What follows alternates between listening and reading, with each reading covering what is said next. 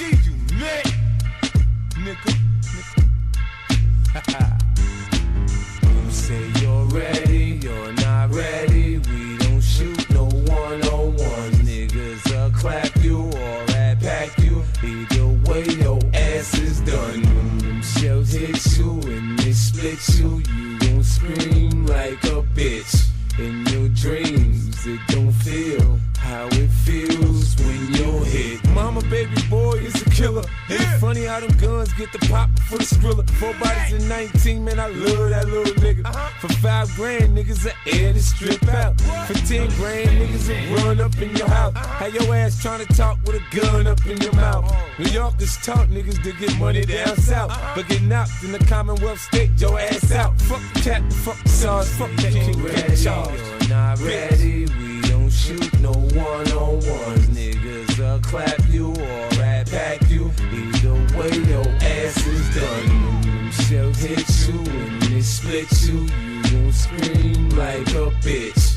In your dreams, it don't feel how it feels when you're hit. When my warriors come out and play, I'm Osiris. I eat, sleep, shit, and catch nigga-ritis. And beat niggas down like the turtles on Rikers. I'm a cheap-ass connect with some high-ass prices. I've been toting 4 foes and Mac 10s since Tim Dog was on Raw G10.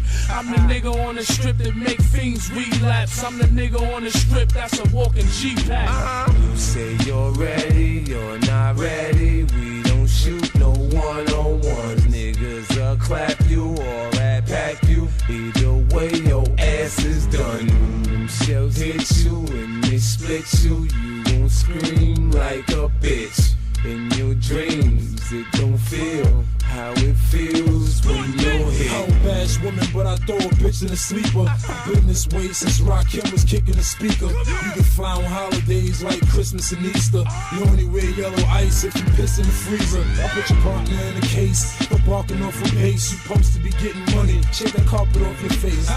I'm in the place, top runner in the race, Nike fanatic. Spend spring, summer, winter lace. Look what happened to Mace. I hope you see the same lighters in my take pounds from me. Put you on tubes and vitamins. I might have been slumped in the G5 drunken. Thumping the chronic one, riding with the tongue chin. I'm on the run from a marriage, the one with the carrots. I'm done with the average. Give me someone established. I'm performing if they come with the carrots. These bitches want my son in the carriage. But wanna feel dumb and embarrassed. Bitch. Bum ass niggas. None of y'all fucking with us, man. G-Unit. Hottest niggas out in the street right now. Tell them niggas. Lloyd Banks. Tony Yayo. The General. 50 Cent, nigga. Yeah, you heard me. Go ahead and scream my name, nigga. Go ahead, say something. All the stuff you do, because a lot of it's dumb. Yes! I'll do the talking. Hey, I'm a gangster. I got my puff and my Timbs. I need my bacon, egg, and cheese, too. You got the good super flat? Bacon, egg, and cheese. Bacon, egg, and cheese. Let me get a bacon, egg, and cheese. Bacon, egg, and cheese. Yo, let me get that bacon. Oh, champs. Oh, champs. We outside, ain't we? Ain't we outside? Yeah. I said yeah. Yo, listen, I said, yeah. Hey, yo, listen. Black 200 know I got the most diabolical year that I ain't doing a long time. But when I used to do it, it used to wake everybody up in the neighborhood, champ. When I used to do my years, I used to come around the corner and do my years. Everybody's looking out their window. It is I, the toughest of all things, Tuff STEENO. Please make sure y'all hit that like button, subscribe. For your boy, STEENO, please make sure y'all hit that like button and subscribe. All right? Salute to Mark the Shark in the building as usual. Salute to everybody that's in the chat already, man. I see y'all acting up. Cold Milk, salute. He says, yo, what up, STEENO? Much love from Holy Oak. God damn. Holy Oak Mass. I know that is. Let's go, champions. Shout out to everyone in the building. Salute to Mark the Shark. Of course, salute to Mark the Shark as always. Lord, salute. Black 200, my brother, salute.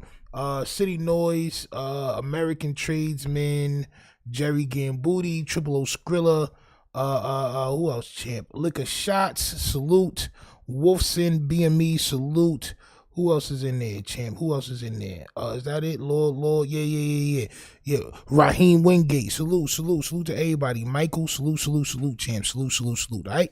Yo, look, we got a lot of shit to talk about today, man. You know, we missed yesterday. Did we miss yesterday? I think we did miss yesterday. And today, I was running around crazy, so I don't really got shit really lined up, but we got shit lined up. There's some new information on Tory Lanez trial. We're going to take a look at that. We're going to take a deeper dive into what really happened with Tory Lanez. I heard it was a Mexican dude. It was some Mexican things that was going on in there with Tory Lanez, all right? So we're going to look at all that stuff. Tory Lanez's father speaks out. They're trying to get him out of jail. They feel like it's too dangerous for him in there, especially with this new information that came out from Kelsey's bodyguard.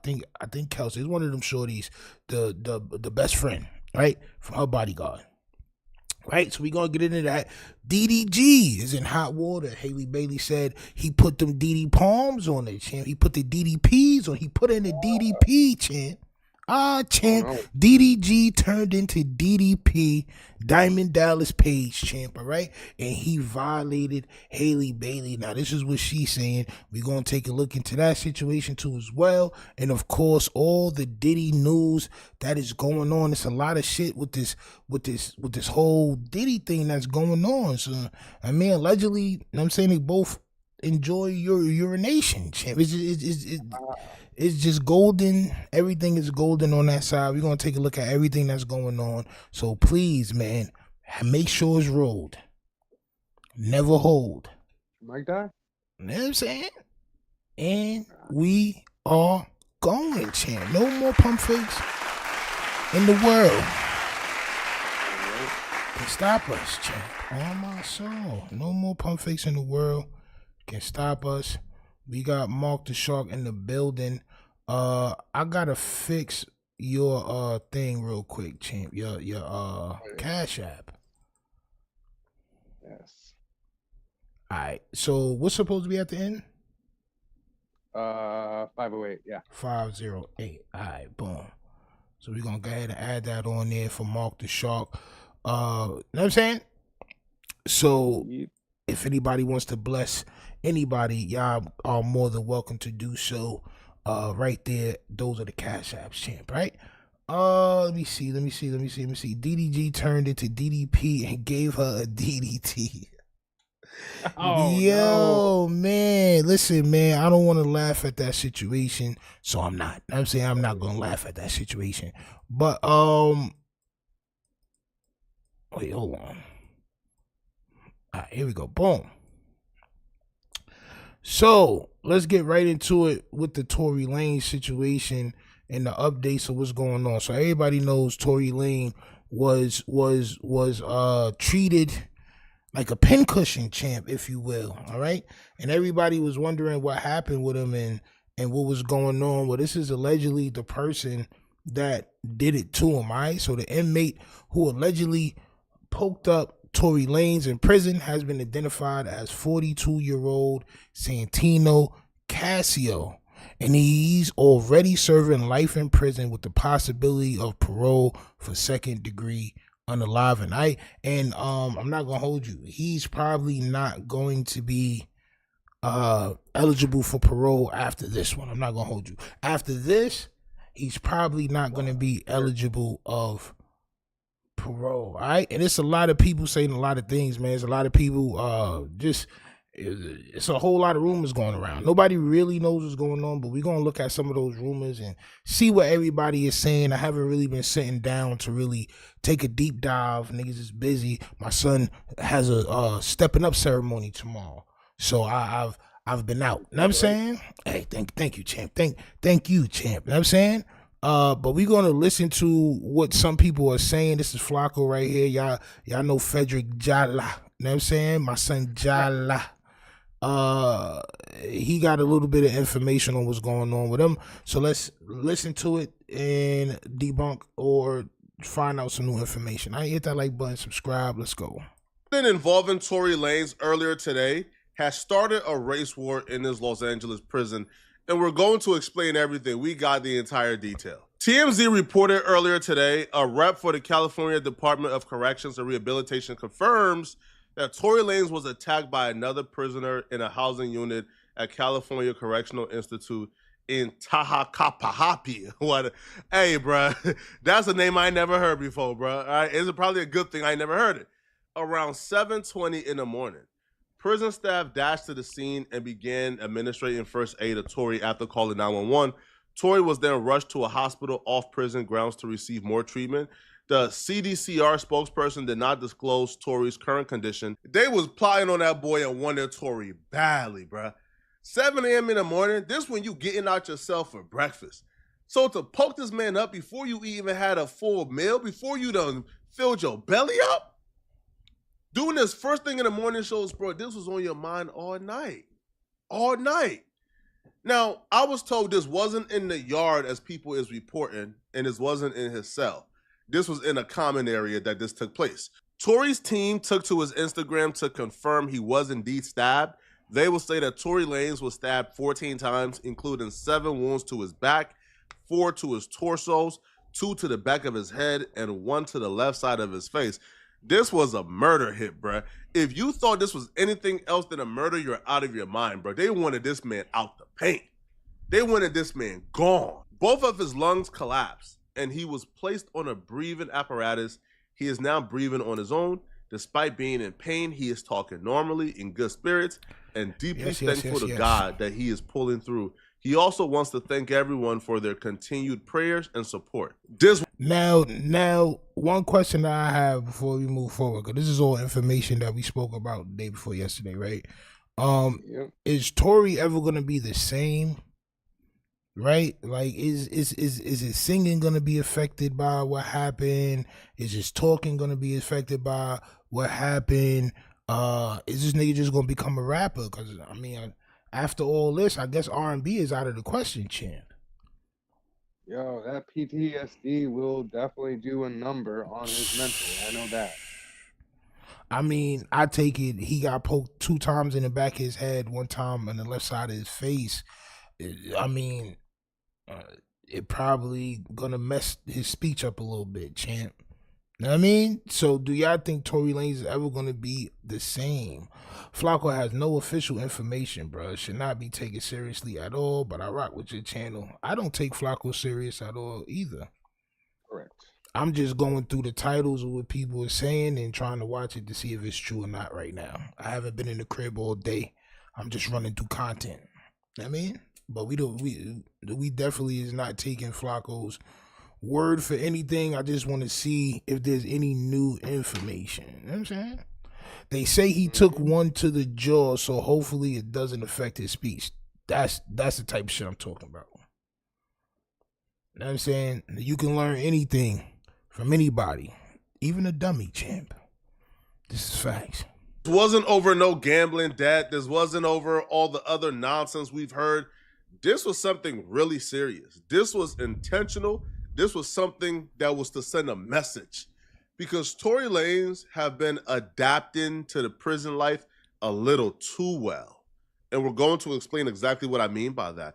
But first, let's hear from somebody directly at the prison who can confirm that the Mexicans were who stabbed Tory Lanez. Now, this audio comes from Spider-Loc on YouTube. Spider-Loc is a LAOG who was able to tap into somebody directly from their prison. He recorded the conversation. People I tapped in with. Bro, the only thing these niggas is good for, bro, is being able to talk to niggas in prison to find out the prison scoop, champ. Yikes. Niggas can't figure out what's going on with the housing crisis. Can't figure out what's going on with none of this other stuff that's going on, champ. But one thing Spider-Loc is good for is them connects in jail, champ. You know what I'm saying? Well, let's see what Spider-Loc said. Ain't want to be recorded. So I'm going to play you guys Spider-Loc's recording, and then I'm going to break down exactly what I heard. Oh, yeah, I hear you now. What it do, cuz? Yo, I hear you, bro. What's Gucci? What's cracking? What it do, Fod? Shit, nothing much to look, right? This morning, brother, the Mex came out and bust on the boy Tory. You know, they airlifted him and all that, so, you know, that's going to respond. When we come off this shit, we're going to respond the right way to that. They laid the yard down? No, it happened in the building. What the... So he's speaking. So Spider Loc got connections with a nigga that's on the 50-50 yard. Crazy. Spider Loc is keeping contact with niggas in the 50-50 yard is diabolical. JD says, bro, why you don't mess with Aunt Hefe? Was you the one who asked me that shit about Aunt Hefe early? And I was like, I don't want to type it all out and all that shit. It was a lot that went on, bro. Like, it was just a lot that went on, bro. Yeah, bro, it's a lot, bro. Know what I'm saying? Like, nigga said something, I said something. Nigga tried to dox me. Nigga tried to threaten my family. Nigga tried to say we took his page, tried to take his page down, which is all untrue.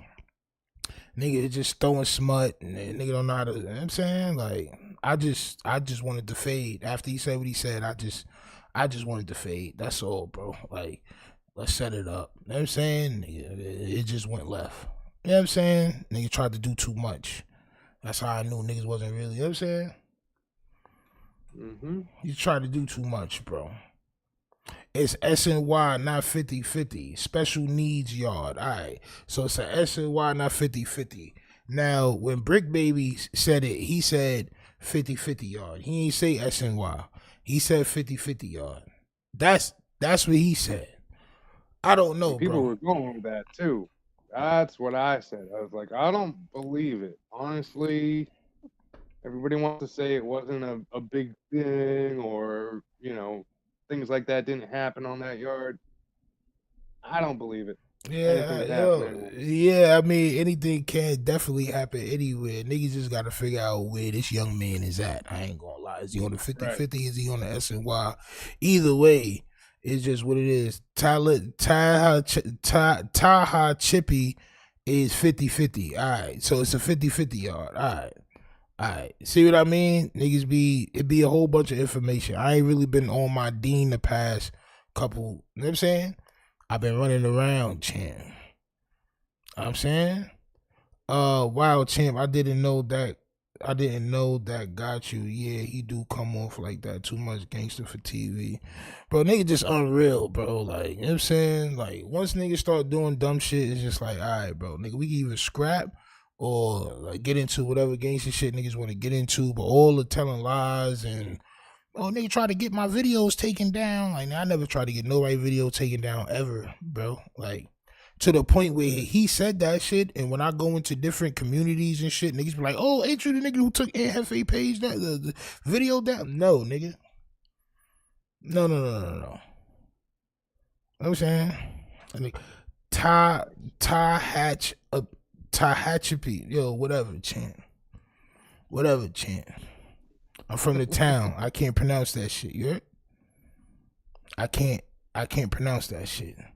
But let's finish listening to the mumbo jumbo, champ. The response tell you how they are viewing this. They're not viewing this as an isolated incident, as an incident where somebody in Tory Lanez has some issues individually and things went how men handle it individually, and Tory Lanez caught the worst of it. That's not how they're viewing this at all.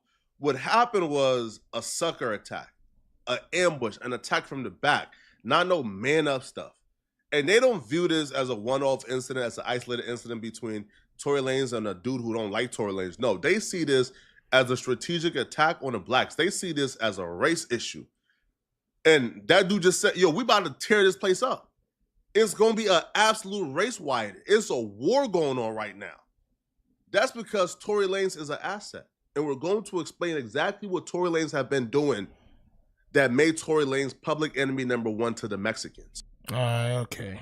So I get what the jogging is. I get what the jogging is. So the jogging, the mumbo shmumby, I understand what it is now. You know what I'm saying? I understand now. City Noise said, truth is somebody sent that dude to hit Tory, but it's okay because he's about to get out of jail. We're going to get into all that stuff too, man. On my soul. We're going to get to all that stuff too. I just wanted to know what was going on with the whole Mexican side and the black side and what was going on, what happened. You know what I'm saying? But now I understand what everybody's saying, champ. All right? Tory Lanez probably had a little bit too much money. He was feeding the black side too much. You got to cut off the money supply. So like City Noise said, somebody probably did send them Adam. I just don't, you know what I'm saying? The nigga Flacco talk about, oh, it wasn't no head up shit. Nigga, this is jail, bro. What are you talking about? Right. What you mean, bro? Nigga, matter of fact, bro, this ain't jail, bro. This is prison. What are you talking about? Nigga, that nigga's in prison, champ. On my soul. Those yards have dropout gains on them. Yeah, they said that shit. We spoke about that on the last live. The 2.5. The 2.5. Google the 2.5 and all that. All right. I'm not gonna do that. I'll take y'all word for it. Oh my soul. If you a Wood or a South Sider, you got 48 hours to remove any of that off the yard. All right. Well, let's continue. Tory Lanez is seen as an asset, and just like any war, like if one country is about to attack another country, what they go for? They go for pivotal spots and pivotal assets first, and strategic bombings. Tory Lanez is the strategic bomb. He's the asset to the blacks, and he's been an asset in more way than none. He's adapted the prison politics better than any celebrity I've ever seen, bro. He's entrenched in it right now. Also, Tory Lanez is Muslim. Well, he converted to Muslim. His Muslim name is like Amin Kabab, whatever. Yeah, he's Muslim now. So now those are another politics in the play. This is bad. What was it over? It was over some. What he had did he have a debt, a gambling debt or something? Nah, nothing like that. Shit, we don't even really know. We don't even know the whole situation, you know. So it was just like some foul play. So it's finna be up. Yeah, for sure, with some foul play. Damn, cuz. Wasn't nobody right there with him when it happened? Wasn't nobody right there with him when it went down? Yeah, I guess nobody wasn't. He was by himself out there. He got a whole tier full of necks. He on a whole tier full of necks. Wow. Because you already know, once we get off this shit, we press some play on. We press play. I'm already knowing. God damn. You don't know if he gonna be all right or not either, huh? Nah, we don't know yet.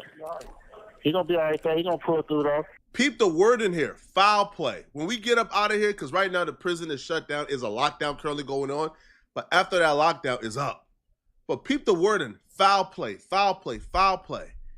The only thing that you consider foul play is when you attack damn near an innocent man, or when you attack somebody because of their race and not because they did something to you personally.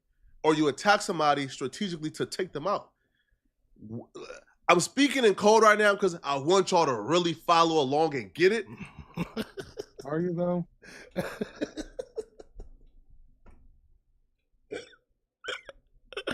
My son said, I'm speaking in code, so I can, yo, bro, shut up, bro. Come on, Flacco, bro. Where's the information? Not to say you're speaking in code. That's the biggest lie. Yo, this nigga don't know nothing about this shit, bro. I'm just trying to see what information the nigga has on the on the actual Mexican nigga, champ. Alright? That's really the only thing I'm trying to decipher and see if he got any legit information, bro. Right? I know what whatchamacallit is, champ. I know what the fuck is it called, bro? Gossip. I know what gossip is, champ. Right?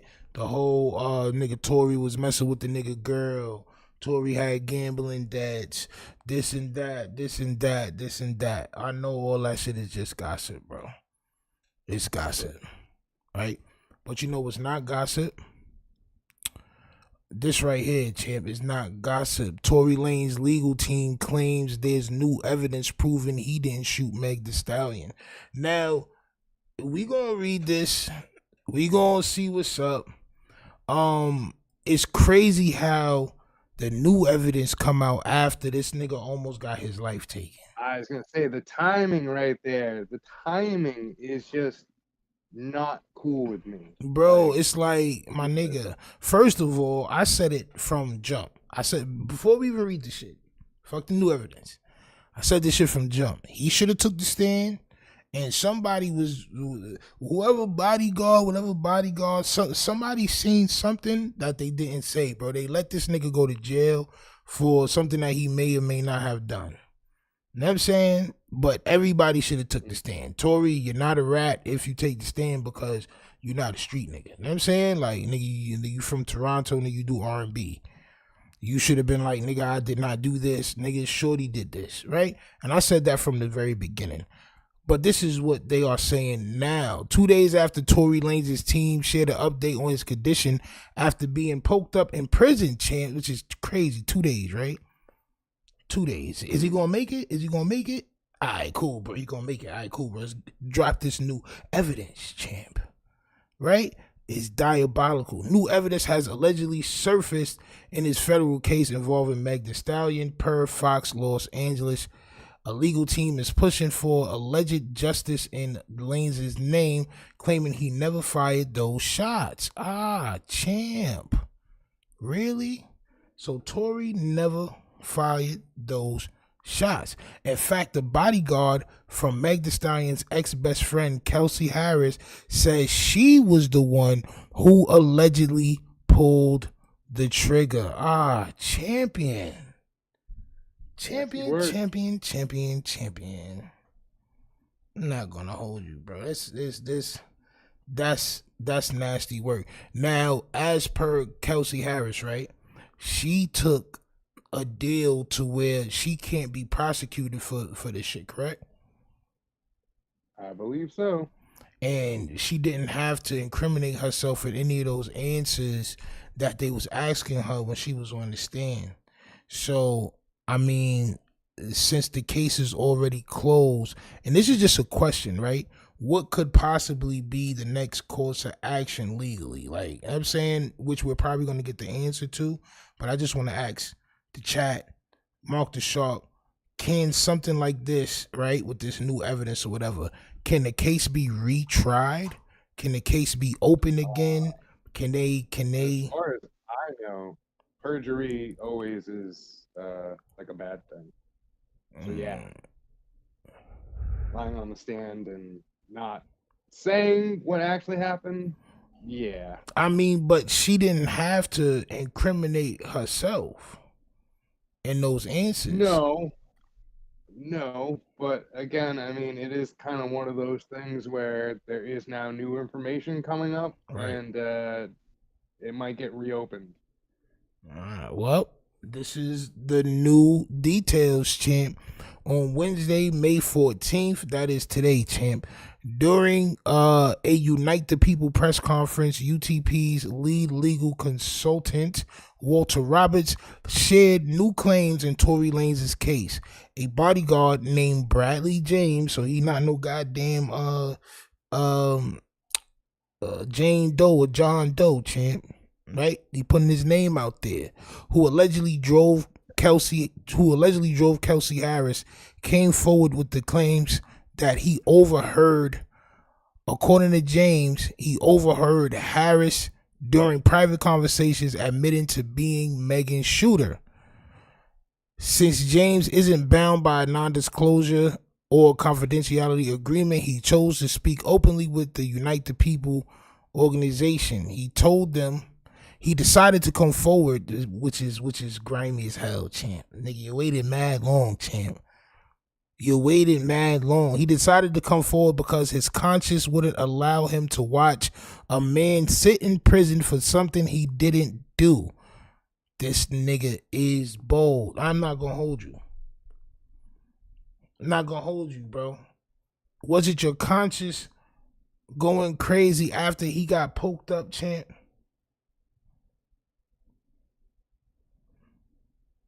I believe it was after he got poked up, champ. I'm not gonna lie, bro.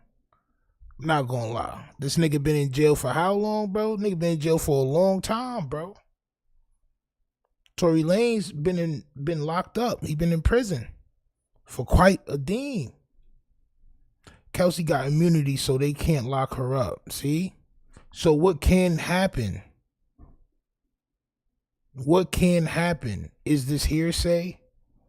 Will they take this stuff seriously to be able to get son out of here? Or will it shit just fall on deaf ears, champ?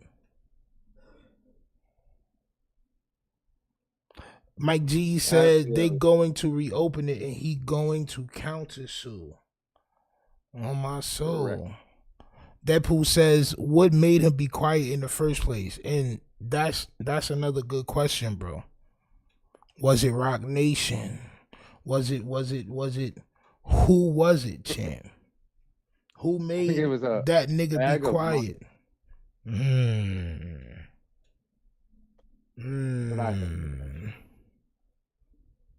Nasty word. Now, I'm not gonna lie. The way the whole court shit went out, I could tell that Kelsey was the alleged shooter. Something was just telling me that it's just just her demeanor and all this, the whole way the shit played out. And I'm saying the story and all that, I'm like, yeah, this bitch kind of, I think it was her, champ. But this nigga's diabolical, chance. Roberts also shared that James specifically recalled Harris allegedly during a phone call that she had the firearm. She had the gun. She fired it 3 times. Mr. Peterson, aka Tory Lanez, grabbed her arm and knocked it down and the gun fired 2 more times, James explained. Son, can he get in trouble? Like, yo, bro, what the fuck? Bro, you waited mad long, bro. What's up, bro? What's up? Hey, I mean, that's the whole thing. As long as it comes out now and everything gets fixed, I mean... Oh, champ. Right? Justice is served, right? Nah, son. Nah. Hell no. That nigga was at the peak of his career, champ. That's the thing. I mean... Again, he's going to have to get compensated for all that stuff. So, I mean, he's not going to be whole correctly, like the way we think it is, but. Oh, this shit is crazy work, son. Crazy work. Mike G says he probably feel like I'm not telling on no female. Bro. Yeah, that's possible too. I mean, you know. It's a very delicate situation. Let me just put it that way. Yeah, I guess it is, bro. He was Shorty's bodyguard, so I mean, what you gonna tell on her?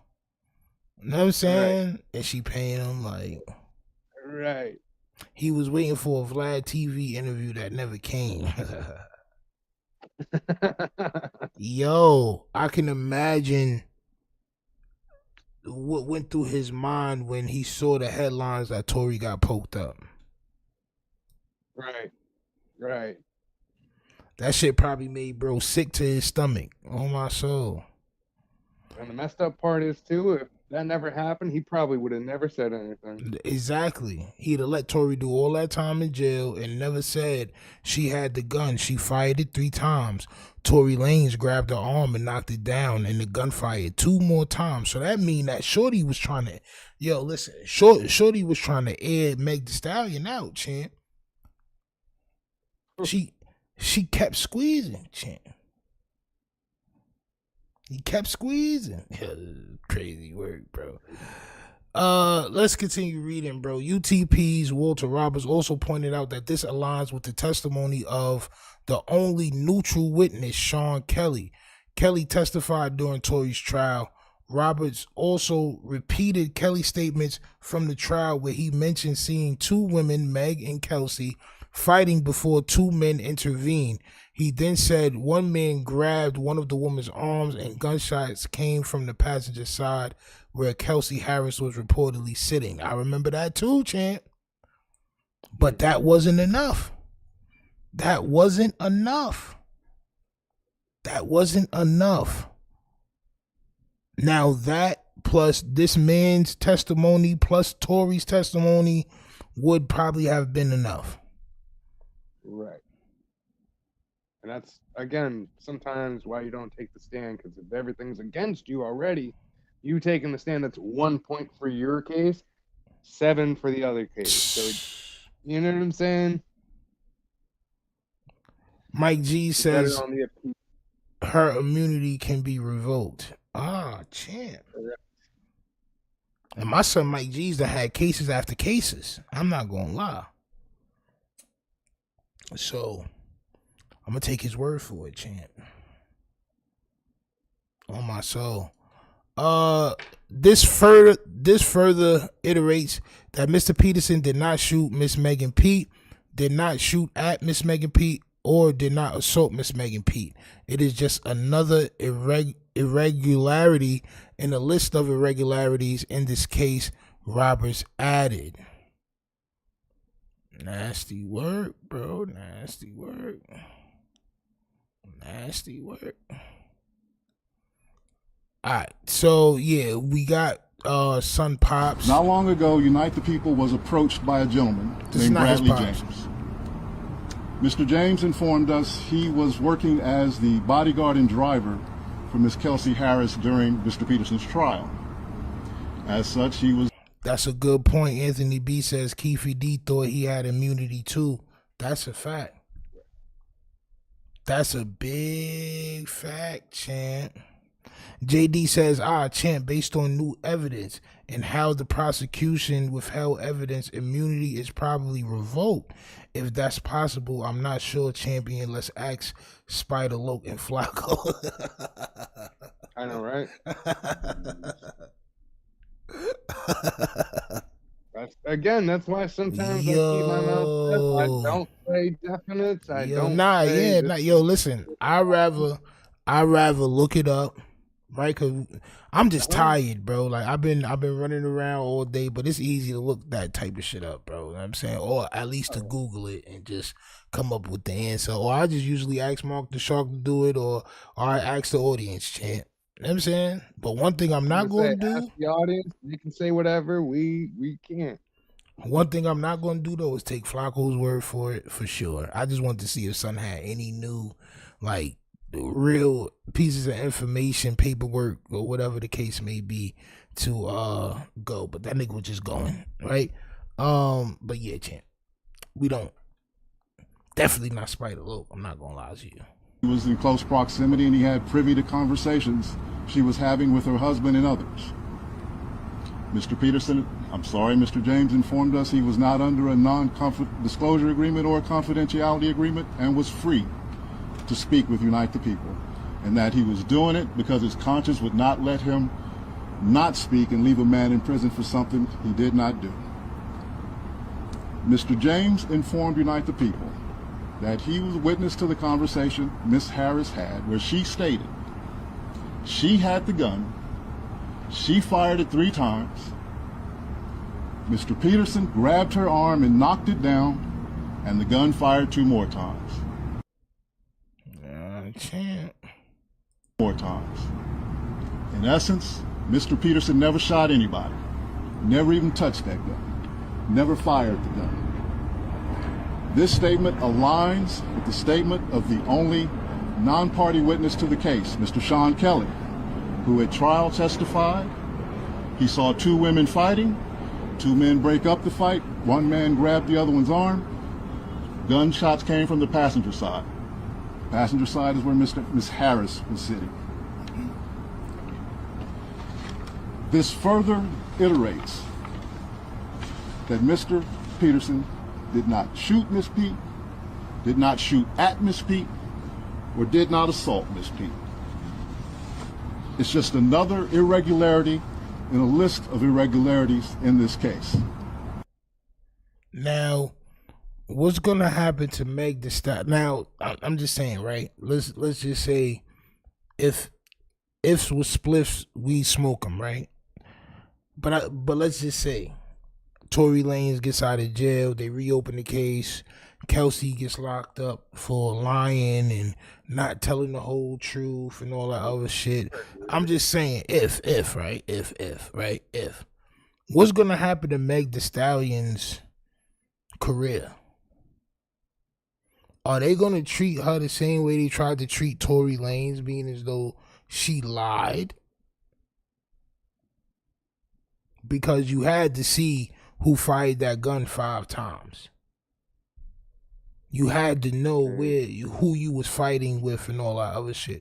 Will Meg get in trouble?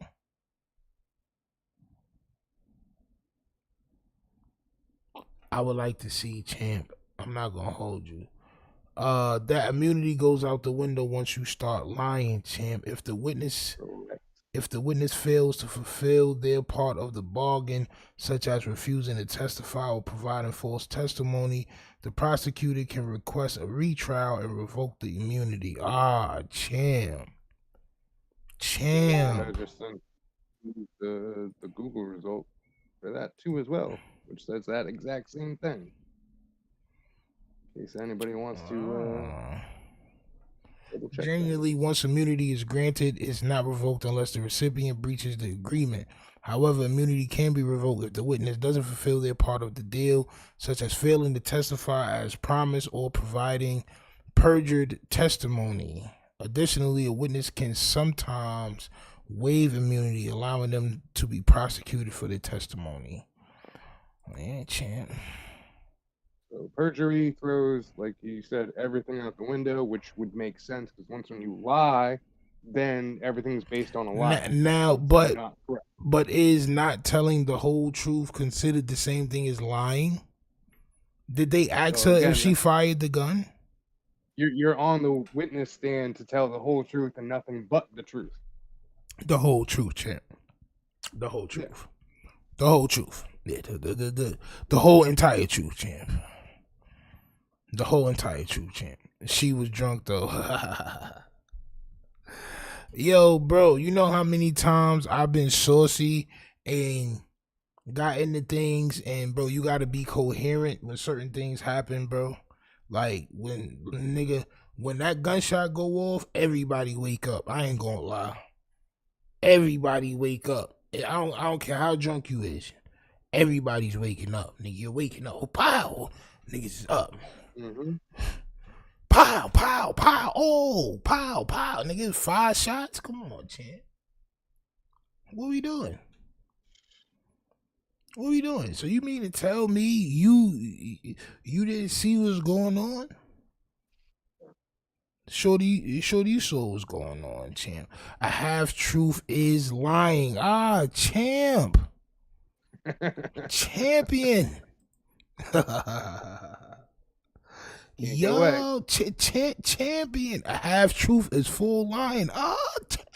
Champ. Kelsey, niggas coming for you. Oh, my soul, coming for you, pause. People want to play in court. You can't play in court. Yo, my palms is raised, champ. On my soul, I'm showing palms. That means that I am of no threat to anybody, champ. On my soul. But it's looking very bad. Malk Fire says it's over. She can't recover. Don't forget last month she just got another restraining order or some other ish. Listen, it's been nasty. It's been nasty. Mm-hmm. Oh my soul, nigga coming for you. Oh my soul, Kelsey, what are you talking about? Yes, I like to see. Listen. Excuse me. I like to see when people get railroaded. Pause. I like to see the reverse side. I like to see, all right, cool, bro. We're not gonna let this shit happen because, like, boop, get my son up out of there. Like, yes, champ, yes. Remember, she said, "Where's the protection for the black woman? She's a clown on my soul." Yo, bro. Anybody that say that, any type of form of that. Yeah. Any type of form of that, bro. Oh, they're targeting our black men. Oh, the black community. Where's the protection for black female? Like, bro, shut up, bro. Y'all niggas diabolical. You did some diabolical things, champ. The race card doesn't work all the time. Nah, it don't. It don't, son. Like, it don't. Especially when we know you diabolical, bro. Right. We know you diabolical, champ. I ain't gonna lie. I was mad at Tory only because I knew the only thing that was gonna save him is if he testified. So I was mad that he was so laid back because I'm like, bro, he about to do so many years in jail if this nigga don't testify, bro. Like, Bro, this ain't a game, bro. Nigga, you in jail is 2 females saying that you let off the Roscoe. Nigga, they said you let off the Ernie and Naskus, you heard? Nigga, You gotta think about it, bro. If it does flip and turn the other way, the court's not gonna give them any leniency. It's not At gonna, all, bro. Oh, y'all already came in here and played in our face. Oh, all right, copy. Sometimes So, it's better to take it and, fight it. And then champ. 14 pokers? Champ. Is it worth it? I know. Sometimes it's not, but you gotta think about it. Kensori. Revenge sometimes can be sweeter. Kentori sue though, and who? Bro, everybody. I ain't gonna lie, I try to sue everybody. I ain't gonna hold you. Everybody gotta get sued at this point, bro. You're wildin'. You had me in here, I done got poked up, nigga. I'm about to sue the jail. Nigga, I'm about to sue y'all. I'm about to sue nigga everybody. Nigga, what you talking about? And I'm moving back to Toronto. I don't want to be in America no more. My soul. Yeah, right. These bagels in the industry don't respect bagels, champ. They are literally sellouts. Nah, facts. They only use us when it's good for the picking, champ. Correct. Not gonna lie, kinda his fault for not testifying and trying to be too gangster. That's what I say, bro. Yo, listen, at least, bro, look, in a situation like this, bro, right? This ain't no gang shit. This ain't nothing. This is merely females trying to set you up because you was piping both of them, bro. I'm not gonna hold you. Even if I go down, I gotta take the stand. I'm not gonna hold you, bro. They're not gonna have these. I mean, eventually it came back around to where now they saying, all right, cool, he may not have done it. But what if son would have died, bro? Like, what if son would have died? You know what I'm saying? I know. Like, what if he would have passed away, bro? A perfect system, but sometimes the best thing to do is to listen to your lawyer. If your lawyer says you getting on the stand could possibly put you in jail, don't get on the stand. I'm not gonna hold you. I'd have got on the stand and said, yo, bro, that bitch shot her son on my son. On my son, bro.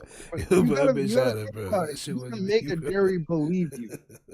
Right? Hell yeah, bro. Nigga, I'm Tory Lane, bro. I'm be shooting bitches out here. Sure you don't go to jail. So bro, I just start singing. Yo, bro, that nigga got a beautiful voice. I just started singing on them niggas.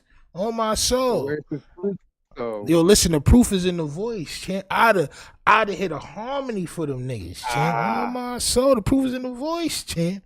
$20 million lawsuit at least, bro. It's probably gonna be more than that, bro.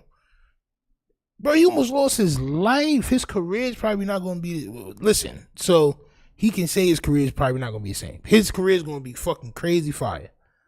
His career from now on is fire. Not gonna hold you. Right. Tory Lanez done jumped up over Chris Brown. It's over. Right. It's over. That nigga got poked up in jail, survived, bro. His next album gonna be crazy. Triple you diamond. Think about it in the long run. It's not the short term type of situation. It's the long run. Yo, bro, listen. I'm not gonna hold you. 99.9% of the times, the long run, niggas is not getting out of jail. 99% of the times you get poked up 14 times, nigga, you're dead. That's 99% of the times fucking with this prison shit and going into prison and knowing that he did. So that's what I'm saying. There's always a possibility. There's always things can change. That's my son. That's my son, Sunstar Peterson, champ. Right. Beautiful voice, no Diddy. Yo, what? Nigga got the beautiful voice, nigga, on my soul. I'd have been, what? Busting that good old C sharp, champ. He was about to be bigger than ever. They tried to take him out. He was exposing some ish. Imagine what he's about to do now. Right. Imagine what he's about to do now if they really get him out, bro. It's going berserk. is going berserk, bro. And he's not gonna hold nothing off limits, bro. This is Tory Lanez's pops. I know you could tell by his uncrustable like dome, champ. He got a glazed uncrustable right there, champ, right? But this is his pops. He has some stuff to say. We're gonna listen to what his pops had to say too, champ. Hit that like button, subscribe. Sunstar got God walking with him. Yo, salute to Tory Lanez. Man, bro. That nigga about to be bigger than 50 Cent, bro. Crazy. And he could really sing. 50 was trying to sing. 50 was trying to. My son really could sing and rap. Oh yeah, bro, it's over. And my son got poked in the face. He gonna have all the scars and shit. That nigga album cover, he gonna have the scars on the album cover and all that, the bandages and all that. Watch, bro. It's gonna be crazy, champ. It's gonna be crazy. But let's listen to what son say, champ. All right, let's go. Bro got shoe shine. Yo, bro. Yo, that shit is like they put his head through a Krispy Kreme machine. Like they laid my son down and only put just the top of his head. So you're saying they shined him up like a bowling ball? What? Polished, champ. Polished. Oh my soul.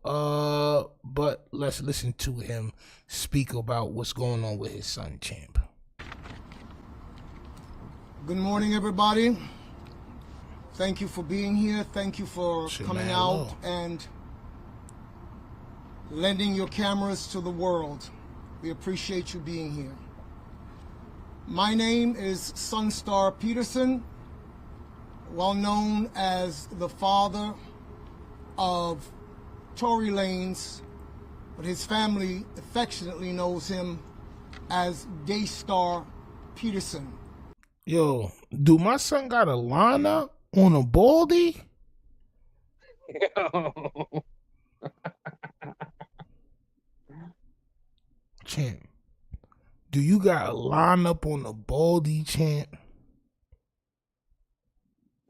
I think so. This may seem not even to matter today, but it does to me. Come on, champ. Come on, champ. Come on, champ. Come on, champ. What we doing? That shit look like sunburn. My son got this sunburn shape up, my nigga, on my soul. What's up? Yo, why you doing that to yourself, champ?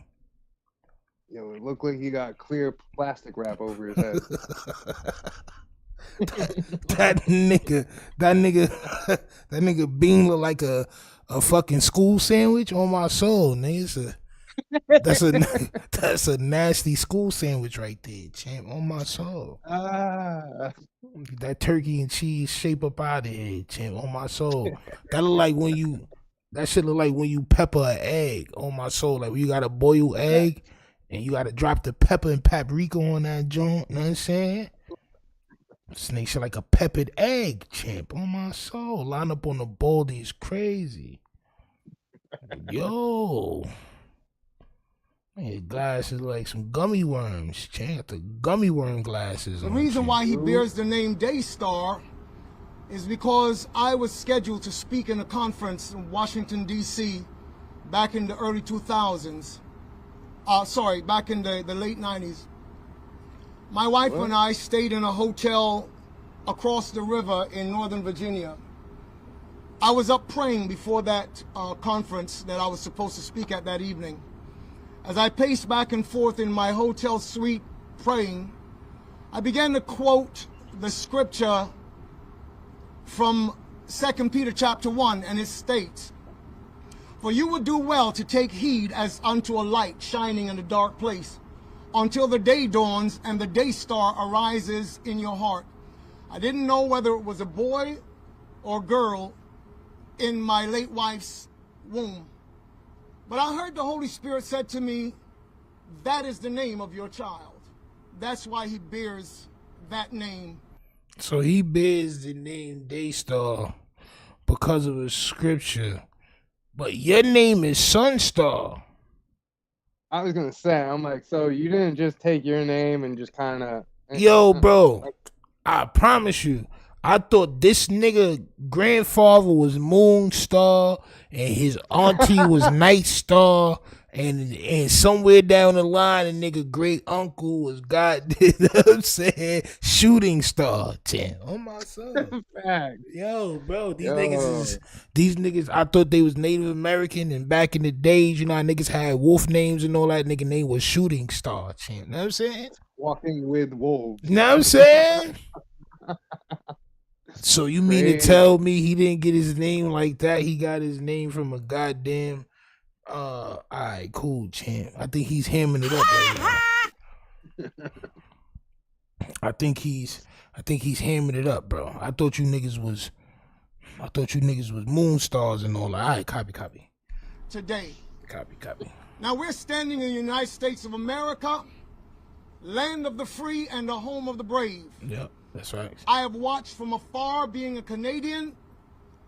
I have watched as presidents, innumerable, and other officials place their hand on the Bible and swear a sacred oath to uphold justice, to uphold truth, because that's what justice demands. He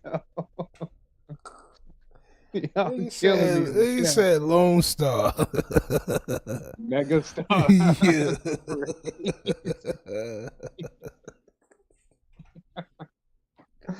Yo, bro, y'all niggas is wild, bro.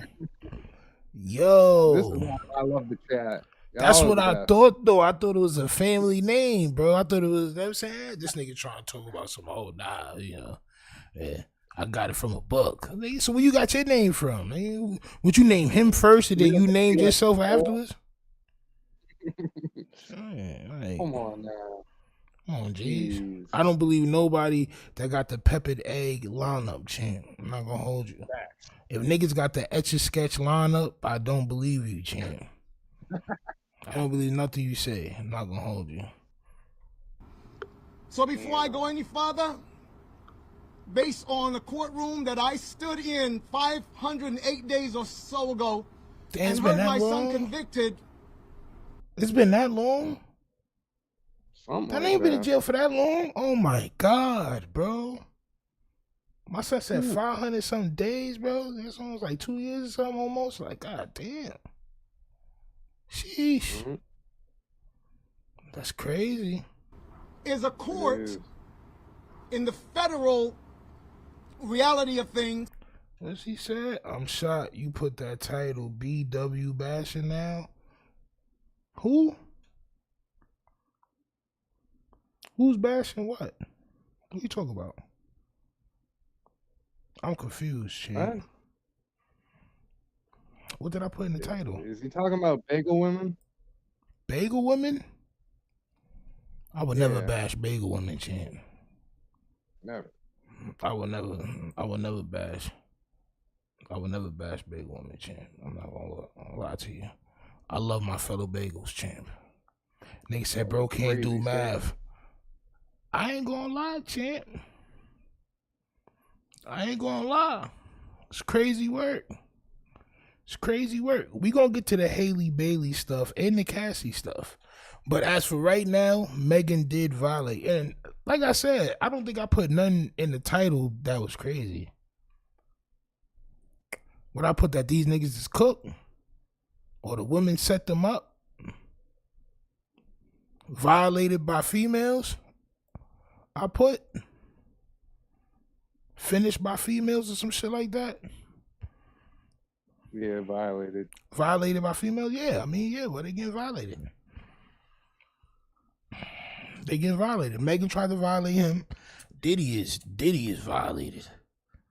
On my soul. He's beyond finished. And motherfucking DDG, yeah, son. You can't see your son. I mean, yeah, but they got violated by ladies. Meg Thee Stallion don't represent bagel women, champ. Oh my, yo, listen, champ. Meg Thee Stallion And this is the question, right? What will the support look like? What will the support for Meg Thee Stallion look like after this? That'll be able to tell who speaks for what, champ. Let's see what the support for her is after this whole information come out. Then we'll be able to judge who stands for what on my soul. Cake says, but everyone blamed Meg and the jury decided and Tory admitted in his first phone call. Tory should have took the damn whatchamacallit stand, champ. Go ahead, Mark the Shaw. I was gonna say, I'm like, not everybody blamed Meg and not everybody took Tory's side. So again, that's a blanket statement that we're not gonna validate here. On my soul. Oh, listen, man. That shit nasty work. I ain't gonna lie. I, for one, said Tory should have did a lot of things different. I ain't gonna lie. Should have did a whole lot of things different, bro. Try to be in the player goes wrong, champ, all the time. Right. That also holds the Bible higher than judges. And so I'm going to pray a very short prayer before I get started here today. And I'm going to pray that in the spirit of when Jesus Christ, the Son of the living God, stood before Pontius Pilate. Pontius said, why do you not speak? Do you not know that I have the power to crucify you or to let you go free? It was only one of the times that Jesus ever spoke. He said, you would not have power over me unless God Almighty gave it to you today. And I have come to bear witness of the truth. Upon which Pontius Pilate replied, what is truth? That question was never answered in Pilate's judgment hall. But I answer it for you today because Jesus Christ himself told us what the truth was. Truth is not a philosophy, it's not an ideology, it's not a doctrine, and it certainly is not a religion. Truth is a person. His name is Jesus Christ, who said, I am the way, the truth that leads you to life. Father, upon the basis of your word today that this nation was founded upon, I ask that every ear that needs to be opened, including the ear of the governor of the state of California, Gavin Newsom, I'm even asking today that in the midst of Mr. Trump's busy schedule as president of the United States, that this would come into his... champ. Niggas praying for Trump. Champ. He just needs all the help in the world right now. Champ. My son did all the praying and ended at Trump is diabolical. I'm not gonna lie. Not gonna and lie, all the bro. auto and all the Yo, listen. Yo, Trump is nasty work. I ain't gonna lie, bro. But hey, listen, man, you gotta get what you gotta get, right? I ain't gonna hold you. Trump, though? Jesus Christ. Hearing. And so, Father, I ask you today, by your Spirit, because you're the only reason why my son is yet alive, have your way. That's facts. That's facts. That's facts. And let this be glorifying your name. I thank you for it in Jesus' name. So my name is Sunstar Carlisle Peterson. I come to you today in the capacity of... My son Carlisle's. Yo, bro, I always dislike that name because of the spelling. They got an S in it, bro. They got an S in it, bro. My son's name is Carlisle's. Laus. With an S, champ. I hate it, bro. Always that brand name is nasty. So I believe his name is Carlisle Peterson, and after he named his son Daystar, he was like, that shit sound kind of funky. Then he named himself Sunstar. I ain't gonna lie. Yeah. I believe that's what happened, champ. I knew it. He had like a name like Daryl or something. Yeah, you know what I'm saying? Carlisle. My son Carlissimo. Oh my son. Nasty work. Of an apostle of Jesus Christ, a word from the 1st century. In our times, it would simply mean ambassador of Christ. So when I stand before you, I don't stand here to speak my own words. I represent a kingdom, and I am under authority to speak only what God allows. First and foremost, I really do want to thank you again, the press corps, and all. My son got 2 sonic rings in his joint. On my soul. He got 2. Yo, man. See, bro, this is why I don't really be like, you know what I'm saying, with the whole church shit. All right. That niggas be going to. I got the authority to say this because, like, bro, just say what you gotta say, bro. Nigga, you got more authority than anybody else, my nigga. You don't got more authority than anybody else, bro. Police nigga tell you to shut up. You gonna be quiet, nigga. You have so much authority, you wouldn't need Trump, champ. It's just a whole bunch of, a lot of things, bro. Oh my soul. The other son name is Wolfgang. Oh my soul, champ. They said his earrings match his glasses. My son got 2. He got 2 peach rings for fucking glasses, champ. Those are 2 gummy peach rings, champ. Oh my soul. He's a nasty word. Now he's speaking from God's word, bro. Like, bro, just, you know what I'm saying? Like, bro, it's all good, bro. Just, you know what I'm saying? Like, bro, we don't want to get into all that, bro, nigga. You know what I'm saying? Straight.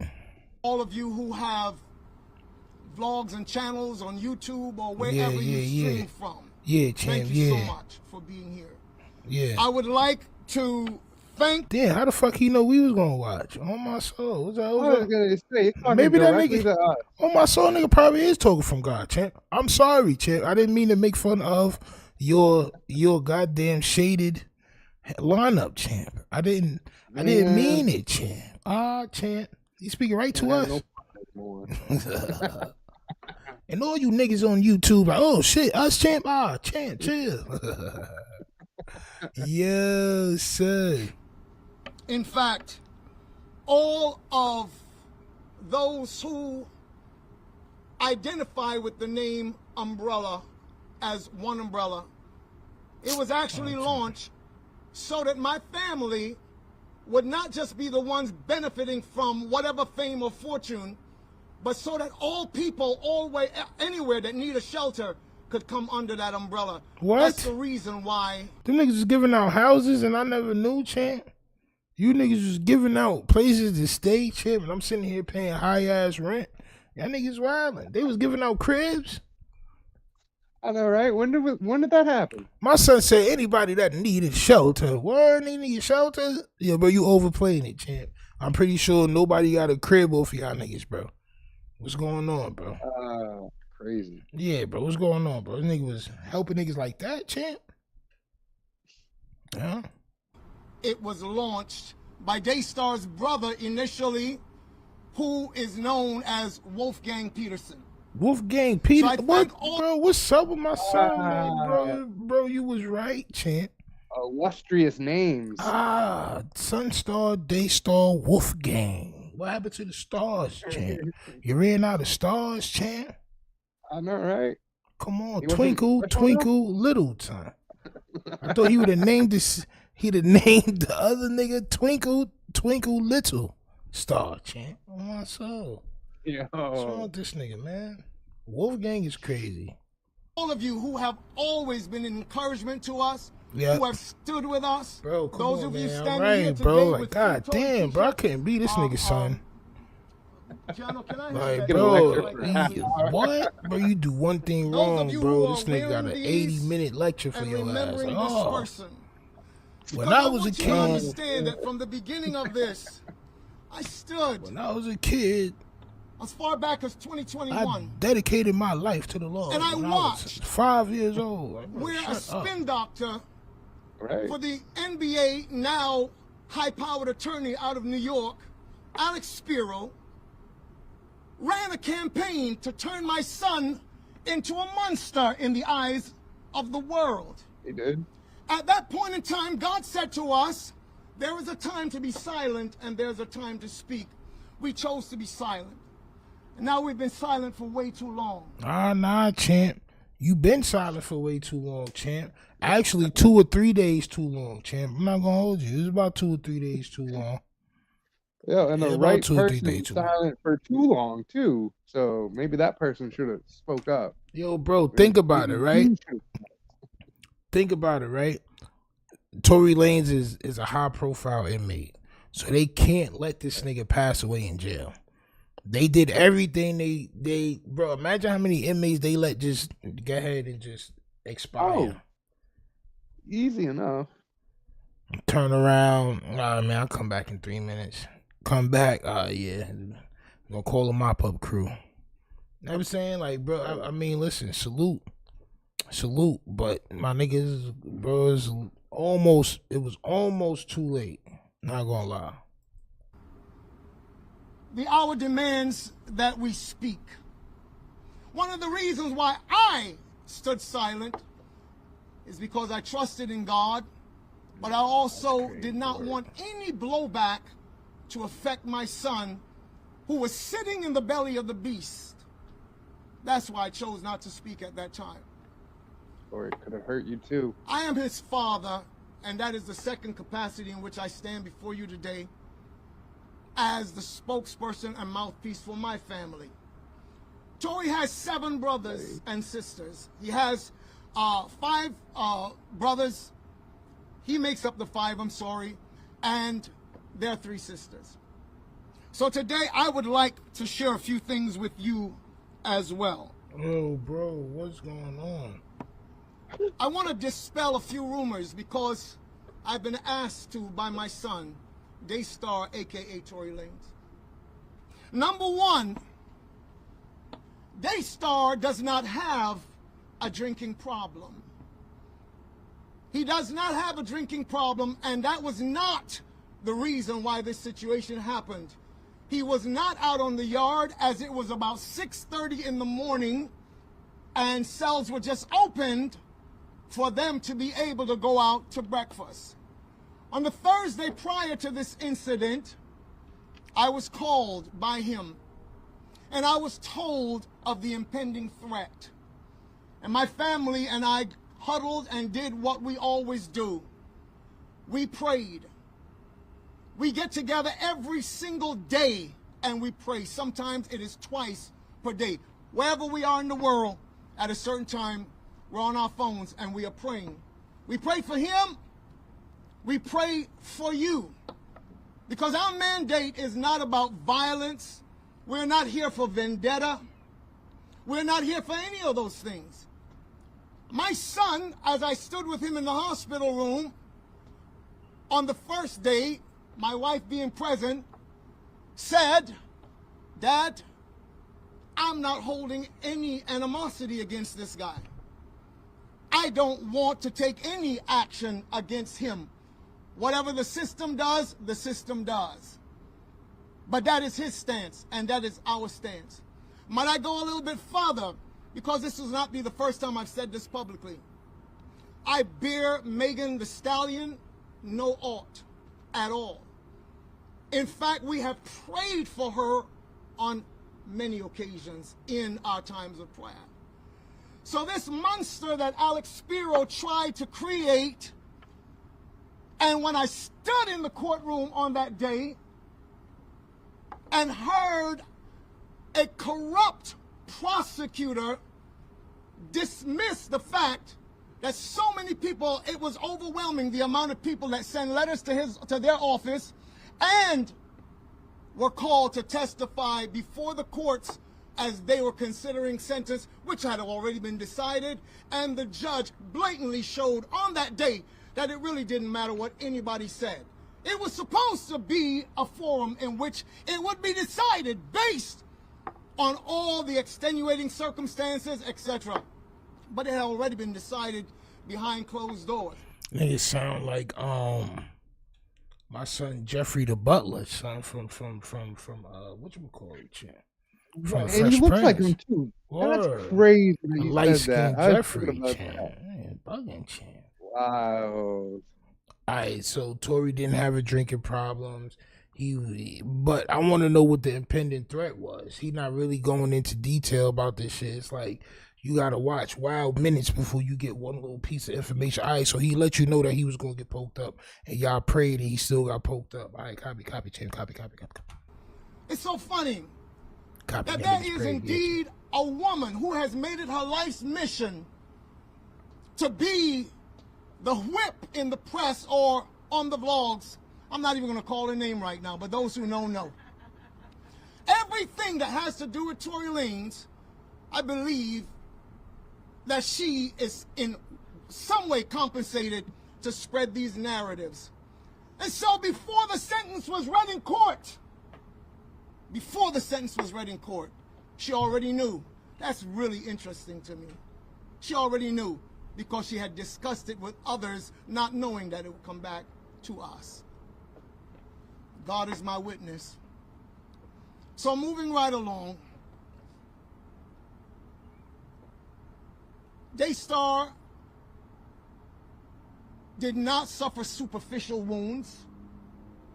He was stabbed 14 times, 5 times in his back, 1 under his left cheekbone. In fact, his jaw was open. Damn, champ. Wow.